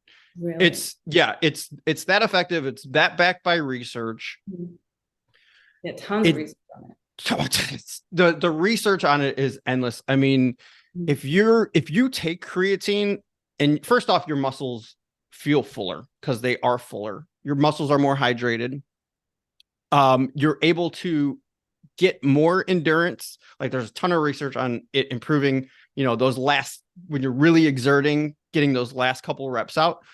But even from a safety standpoint. What I mean by that is if I don't take creatine, this is standard creatine monohydrate. If I don't take it, because it's one of those supplements that you have to take consistently for it to be in your system. If I don't take it, my muscles feel flatter. When my muscles feel flatter, they're not as protected. So when I'm in the gym, like my muscles feel more susceptible to little tweaks, aches, pains, stuff like that. A hydrated muscle is a fuller muscle. It's a stronger muscle. So you're in, if you measure everything in the course of years from a hypertrophy standpoint, again, other than like the whey and all these different things, there's no better supplement. And it's cheap. I think for now, the going rate is like $30 for 100 servings. Like it used to be like $14, $15, but prices have gone up everywhere over the course of the years. So it's super inexpensive. And yeah, if I don't take it, which it's one of those that's going on the plane with me. That's going wherever I'm going. I can't remember the last time I take it. You take it on every single day. Mm-hmm. A good dose is 3 to 5 grams. I find like most women do good, like 3 to 4, men 5. And it's one of those where if I don't take it, like I can feel a difference. I feel flatter. I feel weaker mm-hmm. because of those reasons. Now, the reason that I'm happy that it's not in pre-workouts, I avoid pre-workouts that have creatine in it because I don't trust that I'm getting I want that exact 5 grams every single day. Yeah. How do I know that? And this would be a good question for you to go into too, in terms of like the ingredients and how that works in like the tub. But for other ingredients, I don't care. Like if it's a little, if there's some nuance, some differences there day to day, that's okay. But creatine, I don't play. So I like weighing that out on my scale and ensuring that I'm getting that 5 grams every single day. And like the best time to take it. So the research shows that if there's an optimal time to take it, it's that the absorption rate is highest post-workout. So after you train. However, I've always gone with just remember to take the shit. So I always put it in my pre-workout. So it's just something I mix in with my pre-workout, shake it up, flavorless. And I cannot remember a day that I've missed that. So, but that's awesome. Yeah. So go ahead. You were going to say something. I was just going to say, it's interesting that for you, it's like getting the exact measurement. Yeah. I guess you probably drink pre-workout every day, but for me, it was like, I may or may not be drinking pre-workout right now. I'm not training today. But like, I don't think for something like creatine, like you said, it's something that you're doing or you're not doing. It's not like a pre-workout. Like you don't take it for a workout. It's something that you're like on or you're not on. And I've never been on it personally. So like for me, I'm never going to get a pre-workout with creatine in it. But for people that do creatine every day, you don't want to have to take pre-workout to get your creatine. Like creatine doesn't like, make you like, No, like, you don't. It's not something you feel like, no, not in terms of like a stimulation, like a stimulus. Like you don't take it like caffeine and you feel it. Yeah. So you don't want to have to like drink caffeine when you're taking your creatine, maybe you just missed. Yeah. Anyways, maybe you're not working out that day. Who knows? Why? So you've never tried creatine ever? Never tried. Oh, I would highly recommend it for you, for your goals, for everything. For every single person can benefit from creatine monohydrate. I'll try it. And there's a lot of research that shows there are some cognitive benefits to it as well. Yes, I'm so happy to like, once you take it, you won't not take it. Like it's that good. I'll do some research. Yeah, do some research. All right. So you got your charger. We're all set. All right. So let's hear what your number 2 is. Okay. I wonder if we're gonna line up with it. I think we're gonna line up with one. I'll see. Maybe this one. Maybe this one. My second favorite is Alpha. I wouldn't say it's my second favorite. It's also my favorite. Alpha GPC. Um, I think it is so underrated. It's actually one of the most highly studied, um, high impact ingredients in my pre-workout. And everyone talks about L-citrulline, and L-citrulline is great, but alpha GPC. So I'm actually going That's to a read this neurotropic, study. right? What was that? Is it neurotropic? I think so. Yes. I honestly, this is a side note, but the whole nootropic like topic, I think is very interesting too. Um, but I'm gonna save that for another time. So it increases power and it multiplies growth hormone. So you probably know this, but growth hormone is what's responsible for a variety of things. A lot of them are physique related too. So strength, performance, but also building muscle, reducing fat. So just all around, just love this product. But there's a study, and it says it's about 70% likely to increase your upper body strength, and about almost 90% likely to increase lower body strength. What is that about? Yeah. So it's just crazy to me that, like, why wouldn't you want to take this, right? Yeah. And you feel it in the gym. You're Yeah. like, I feel powerful. It's pretty wild. Now, when you were playing with this, was this something that you would take in powder form or pill form? When you were like doing your little mad scientist experiment when you were coming up with, because that's in your pre-workout, right? Yes. Okay, So gotcha. at that point, everything was powder. Okay, gotcha. Yeah. Okay, cool. And did you notice, how long did it take for you to notice the difference? And like, what was the major difference that you noticed? You should notice it in the first time you take it. It really it's not something you build up to like a creatine, right? It's just something that you take. And I think my favorite thing about this though is not even just like the performance, but it's after I dug into more research, it's really good for your cognitive health. So it's really good for people that have had concussions, or it's really good for preventing dementia. Like there's a lot of research that shows that it's improving your brain's health. And I think pre-workouts and like supplements get a lot of shit for like being bad for you. This one is like such a I don't know, it's just such a powerhouse all around, right? Like it helps you perform, but it's also I really, good for you. so the older I get, the more it used to be like with muscles, like let's muscles. But the older I get, the more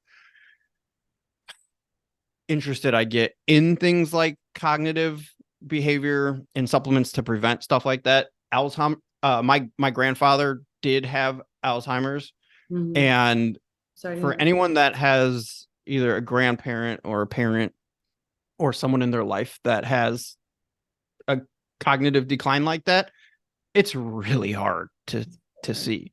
It's it's something where it's, you know, depending on the severity of it, like it could get to the point where it's, you know, to see a loved one decline like that is very hard. Like, are you seeing like what's going on with Bruce Willis? Like apparently like he's has some serious cognitive decline and is unrecognizable, you know, and stuff like that.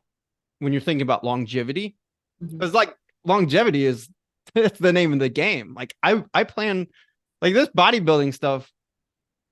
I want to be doing this when I'm 60. I want to be doing this when I'm 70. Awesome. As men, there's a lot of research that shows that we don't even hit like prime physique until like mid 40s, upper 50s. And so I'm like, I want to push that, you know, I want to be the 60-year-old person that is in the gym where the guys are like, dude, what are you doing? You know, like, what are you doing? Like, I want the young guys that are, you know, 20 be like, I want to look like that guy when I get older. Like, that's the goal. I'm going to keep competing and do this the right way. And longevity is something that's, I don't think that you could place enough importance on your health and longevity. So supplements like that are really important. And so like this is kind of a nice segue into this because my second one is actually it's not a muscle supplement. Well, actually it can be. It can be. But my second one is collagen. Really? Yes. So let me Okay. tell you about my experience because I've not Please been do. taking collagen for that long. I've heard different things on this one. So Okay. So this is like my just to show you where my brain's at. So like when I was thinking about collagen, first off, like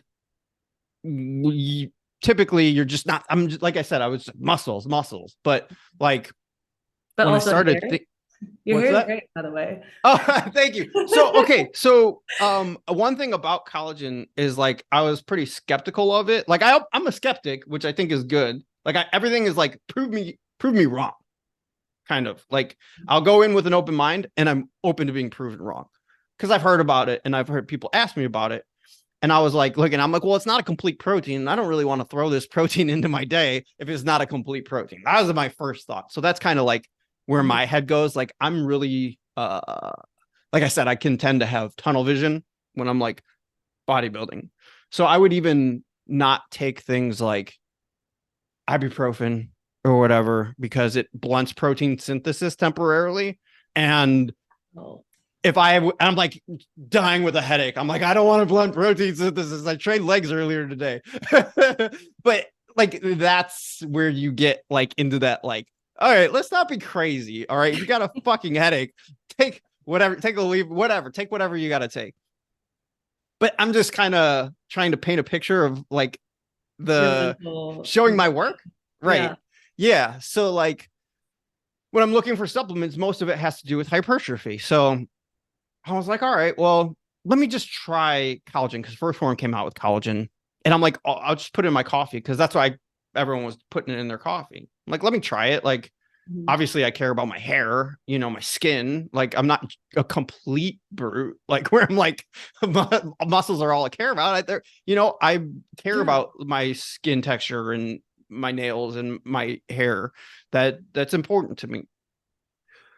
So I started taking college and I was like, let me give this like some time. Like, let me give this some time. And Mhm. I noticed a difference immediately in a couple different areas. Really? So, like collagen, it's found in connective tissue, bones, joints, stuff like tendons, stuff like that. In fact, when you put it's like a gelatin, like it's like really sticky, like when you the texture of it. Um, I noticed my hair grows fast anyways. My hair started growing really fast. Like the girl that does my hair was like, yeah, I was like, is my hair growing like obscenely fast? She's like, yeah, your hair, she's like, your hair grows like faster than average anyway, but she's like, it's growing like really, really quickly. Huh. And so that was something I know because these are like things that you can notice. Like some of these other things are like muscle growth and that stuff takes some time. Like this is stuff that you notice. My nails were growing so fast that I'm trimming them all the time. And I got like I went to grab something. It was in my closet and I hit the door trim with my middle finger and a shard of wood went jammed under my nail, like straight up all the way to the cuticle. So Mm. bad. You ever see something and you're like, how is my body gonna figure this shit out? Like, like because I'm sitting there and I couldn't get it with tweezers. I Oh, could I could not get it. And like stuff like that's fun, kind of like where you're like, I don't know, like fucking with your body, like trying to pull stuff out. And I was like, I I would can't faint. get, huh? I would faint. I mean, I was bleeding. Like it was bad. Like it was bad. And it's white. Like the trim is all white. So like I got this white giant Bloody. splinter under there. And I'm like, I can't get this out. And I'm just thinking, how is my body going to figure this out? This was like a week and a half, 2 weeks ago. This thing was all the way down to the cuticle. I'm not flicking you off. Can you see that? You see that little white Yes, dot? I do. Okay. My nail grew that, Holy that, shit. that much. That And it much. pushed this thing out. I know I'm like flicking you. This is just an excuse to flick you off. That's And crazy.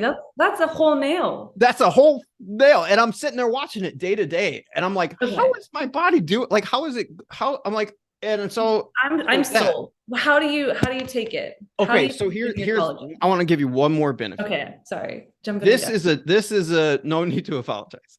This is a this is a big one. And this is why I'm saying like it can lead to hypertrophy, I think. My joints, my soft tissue, my knees, my elbows, like I don't get chronic pain, but Mhm. it happens, like I'll be doing a tricep push down and I feel something in my elbow. I'll be doing a leg extension. My knee might hurt or whatever. This stuff, I feel like I have joints of steel. Like I notice a significant difference in my joints. It feels like it takes less warming up, like to get warm. And I I notice a tangible difference in my joint health. And so now, like that is definitely going to lead to greater gains. Oh, I mean, 100%. that 100%. You're working out 5, 6 times a week. Like the joint Yeah, I is tough six in the you. six in the off season, and Yeah. then so like I go 3 on, 1 off, 3 on, 1 off in the off season, and then 5 when I'm in prep. Okay. But I so that's definitely like, and that's all of these things are enough for me. I'm like, yeah, that stuff is definitely staying in. And also it's awesome because how I take it is I take it in the morning with coffee. So I just put a scoop of that into my morning coffee and I mix it in. I'm not like kind of lazy when it comes to like, I mean, I just take it, shake some shit up, like I don't need to like when you get a shaker cup and the ball comes in with it, straight in the garbage every time. I've never used I one of never those. use it. No, me neither. Like I just Just like take hard enough.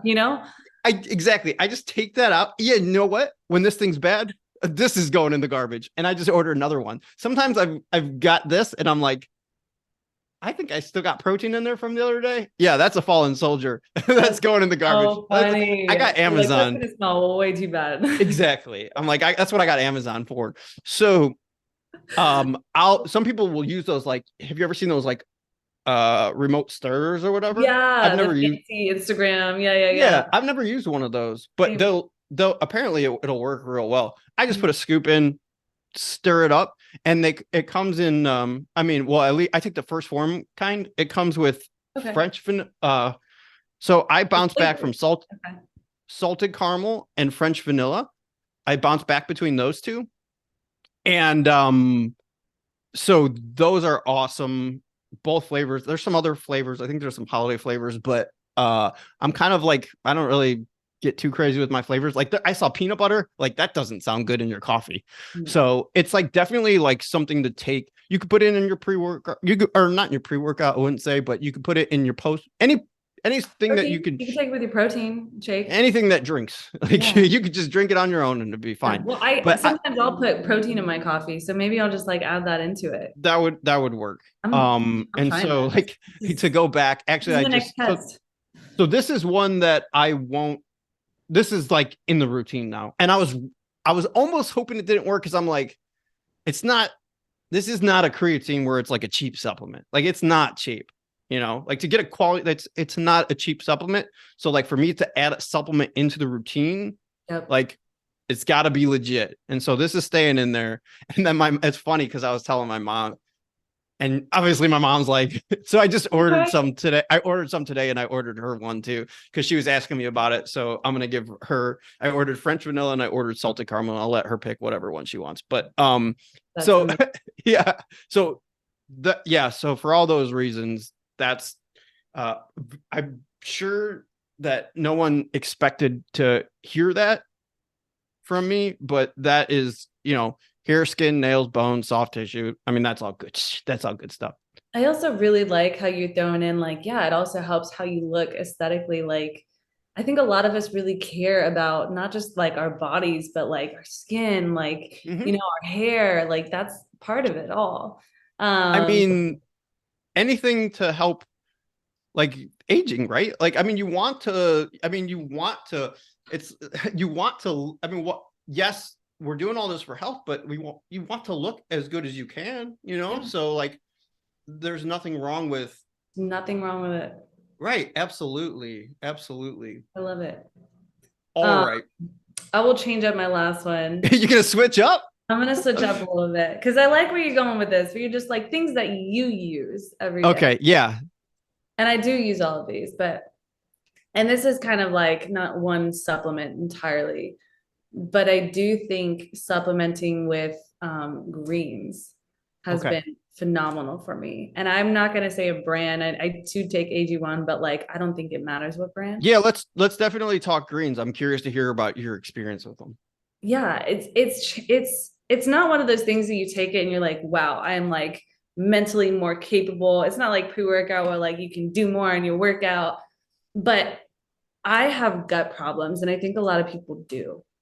And it has helped me tremendously with my gut. And one other thing, which I think is hilarious, it helps prevent hangovers. So Okay. I'm the type of person where and you probably don't drink at all right now, which like Mm-mm. I definitely wasn't drinking for a long time. Now I'm in a new city, I'm having fun. It's, Yeah. a glass here and there, but I'm someone that gets hungover off like one glass of wine. Don't you feel like Um, the older you get, the more hungover you yeah, yeah. Like how because I used to party a lot when I was young. Like oh yeah. I used to have a good time. Um not that I don't still have a good time, but I used to party like with substance and alcohol. Let's just say it, leave it at that. So um I remember, man, as would get older, I'm like, these hangovers are just Yeah. they're so brutal. And for me, it's it also affects me mentally. So like mentally the next day I'm like a little slower. I'm like, wow, I'm really getting old, huh? Mhm. So I try not to drink. I definitely don't recommend drinking by any means. It's the worst thing you can do for Most yourself. people do. I mean, But I think it's it's more yeah, common. It's way more common to drink than to not drink. I think it's a big part of society. It's a it's big kind of part of, fucked up, right? But yeah. I mean, like, what does it say that?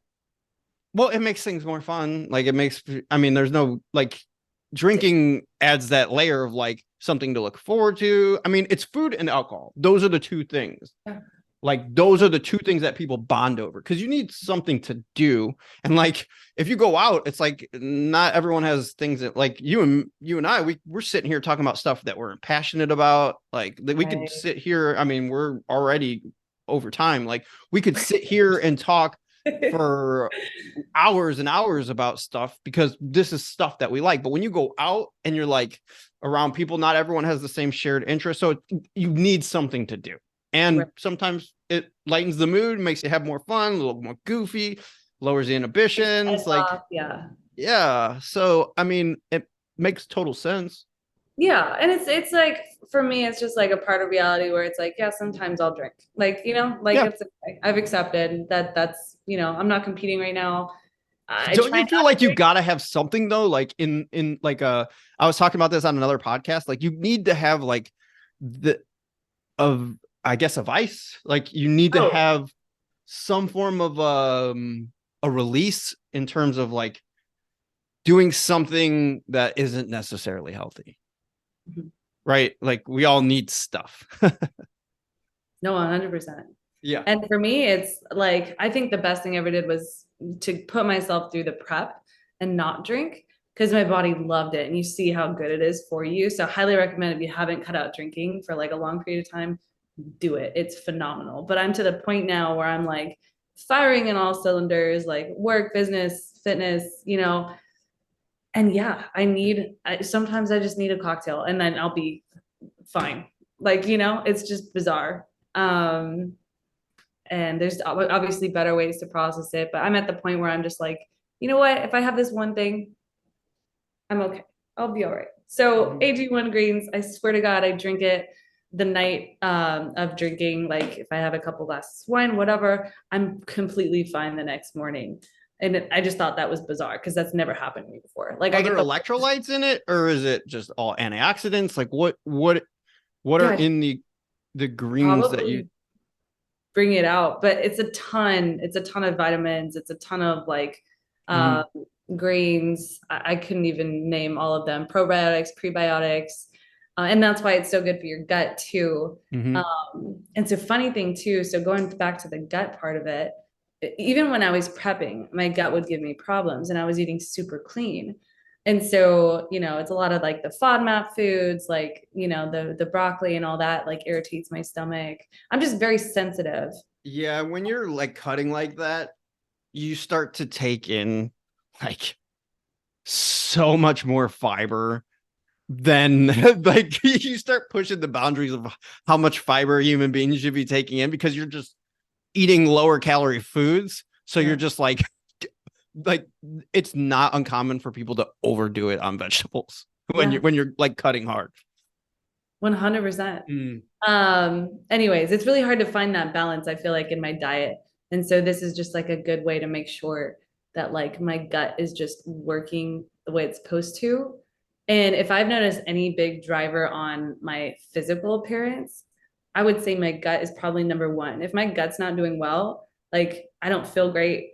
I feel fat, even if I'm not like actually putting on weight, like I'm bloated, I'm not working out well. So like overall, like I would say that is why it's one of my favorites. It sounds like one of those supplements that like kind of how I'm saying about like I really wouldn't feel good about missing a dose with these. Like that sounds like one of your like don't take this away from me. Like this one stays in. Yes. And how do you take it in like drink? Like you shake it up, have a little drink of it, or do you make like a little drink do it first thing in the morning, which is great for me because I'm one of those people that wake up hungry. So I just yeah, you're right, right. First. Oh yeah. And so I wake up, I drink that, and that gives me some time to like, not just attack the fridge. Yeah. But yeah, it's a powder form that you put in the fridge, you take it out, you just shake it up. It tastes really good. And I think that's why AG1 was successful. Most greens don't taste good. I love the taste of this shit, which is. Was it like mixed berry or something? It's actually more like I would say like a mango pineapple kind of taste. Really good. Sounds good. Yeah. So. All right. So that was your number 3, right? That was my number 3. What was your other one that you were gonna say? I'm curious now. You don't It's have to get into more the like whole thing, back but on the scientific L-tyrosine, and that's in your pre-workout too, right? it is, but I like this one because it's good for stress, and I think that's just a very interesting subject.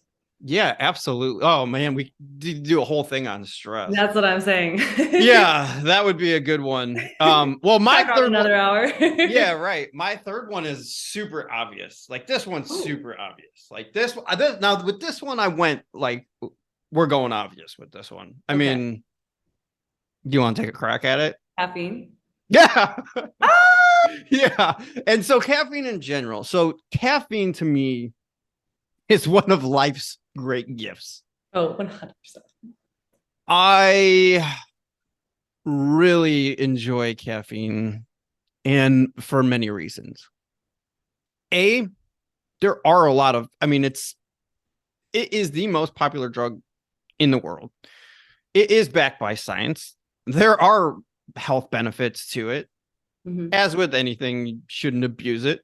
Not that I haven't told that line before, but caffeine in all different forms. So for me, I've always taken pre-workout. Like pre-workout to me that's my trigger. Like, let's go. Like when I take pre-workout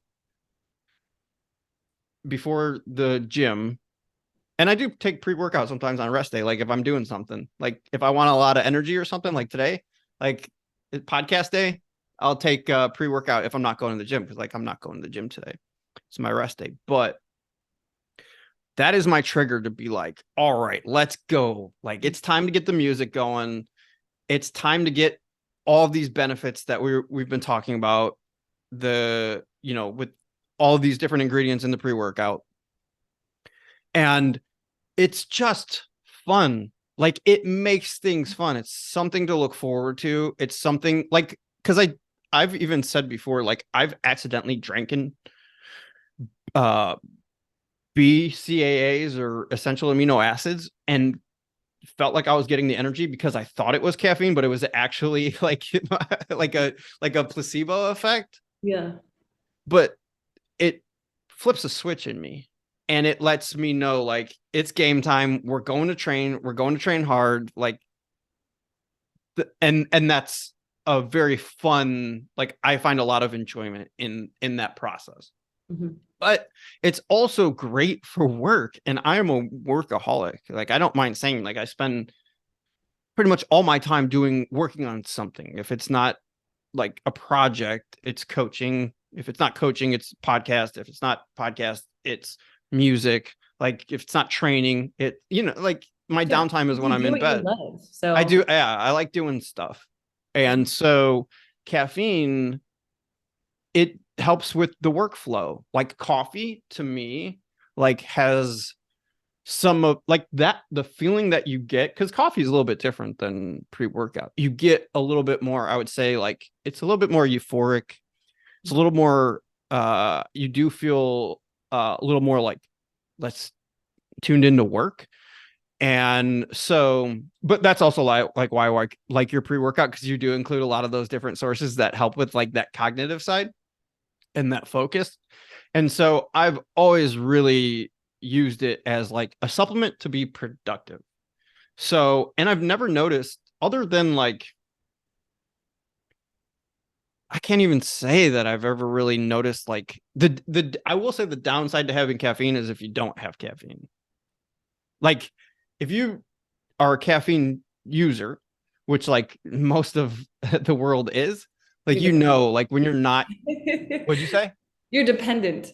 You're dependent on it. Yeah. So that's the downside, right? So, you know, if you don't drink caffeine, go into it knowing like if you start drinking caffeine, like you start to become dependent on it. And then when you don't have it, you're like sluggish. You feel like, oh, like you're just dragging. Like, have you ever taken like a full week off of caffeine? I don't remember the last time. Yeah. I've done a couple days and that's like, oof. Yeah, you start to get a headache, like a really bad headache, because you're going through withdrawal. I think it's easier to like take my quantity down, right? Like I do drink a lot of caffeine. So sometimes I'm like, all right, limit it to like one a day. How much caffeine do you drink a day? Oh God. Be honest. Be honest. And if Man. you don't know, let's do some math here. No, we can do some math. I mean, Yeah. so always typically it's I like love this shit. I like hearing about this kind of stuff. It's funny to me. It's because it's you fun, can because I figure out relate what to it. actually drives people. You know what I mean? Yeah, it's I'm funny. fueled by caffeine. So I'll take my pre-workout in the morning. So that's All like right, so that's 280. Mhm. Okay. And then I'll take 1 to 2 cups throughout the day, usually two, if I'm being honest. So like what's an average cup? Like 90 to 100 grams of or 100 grams, milligrams of caffeine? Depending on how strong it is, I would say mine's on the stronger side. So I would even say like closer to 200. So okay, so that's 400. But like Yeah. Starbucks, like if we're counting caffeine, like Starbucks, like if you're getting a coffee from Starbucks, Yeah.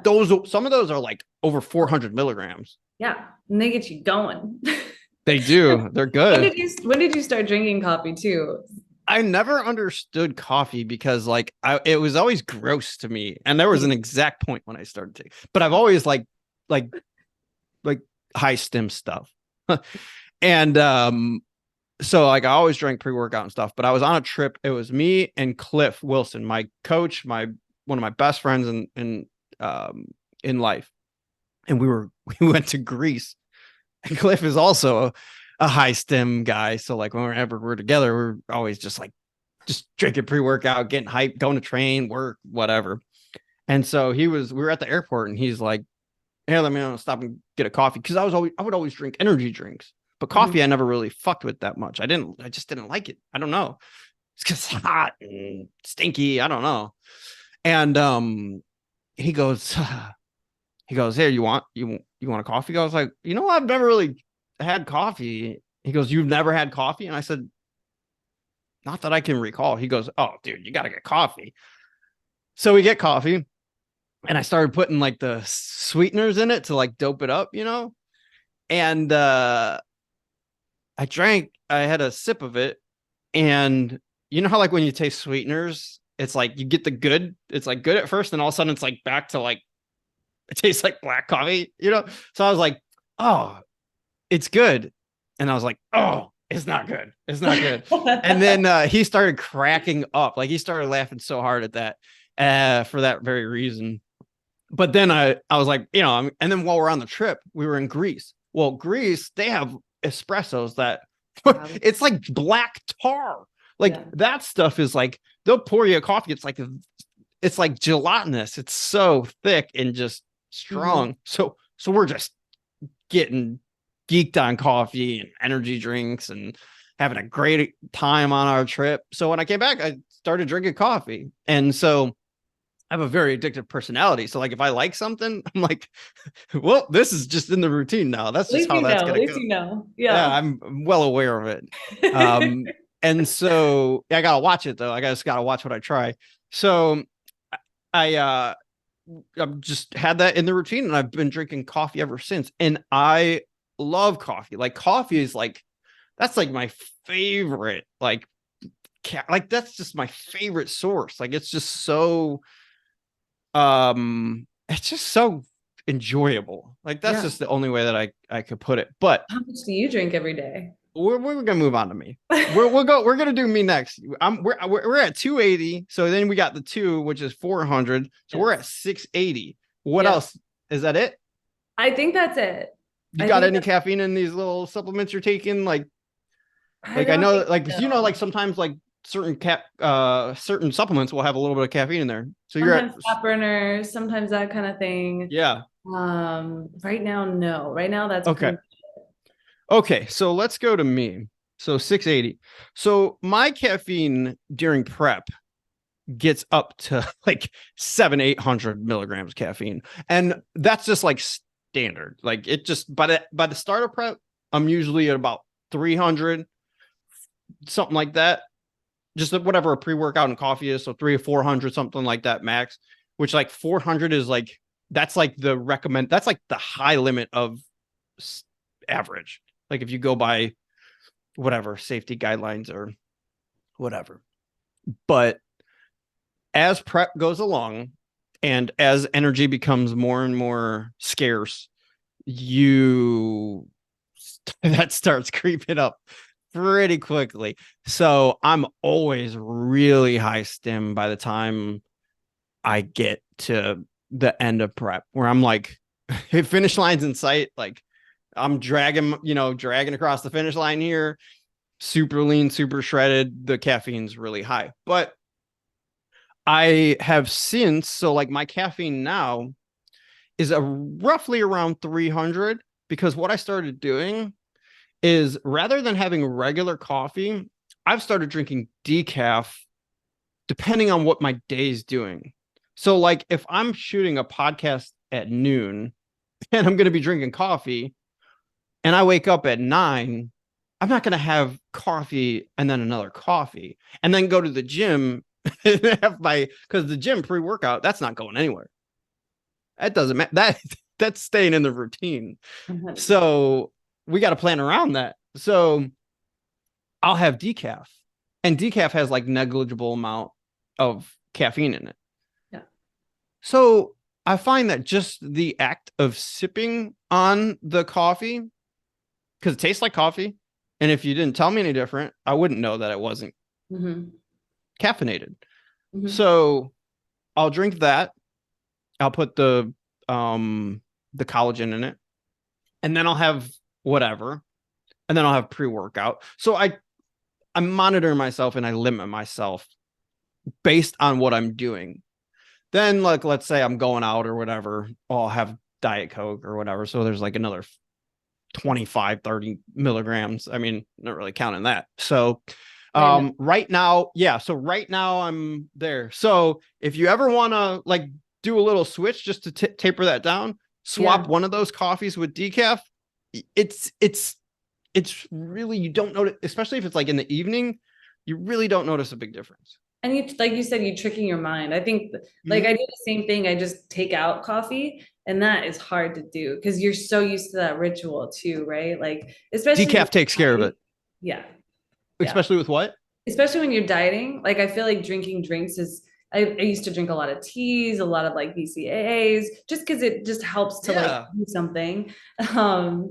but I find it really hard to cut down coffee too. So like I think that's a great way to just kind of cut down without letting your mind know. Do you drink energy drinks? No. Yeah. You? I used to drink a lot. I used to Like really like Monster? Like energy. are we how bad are we?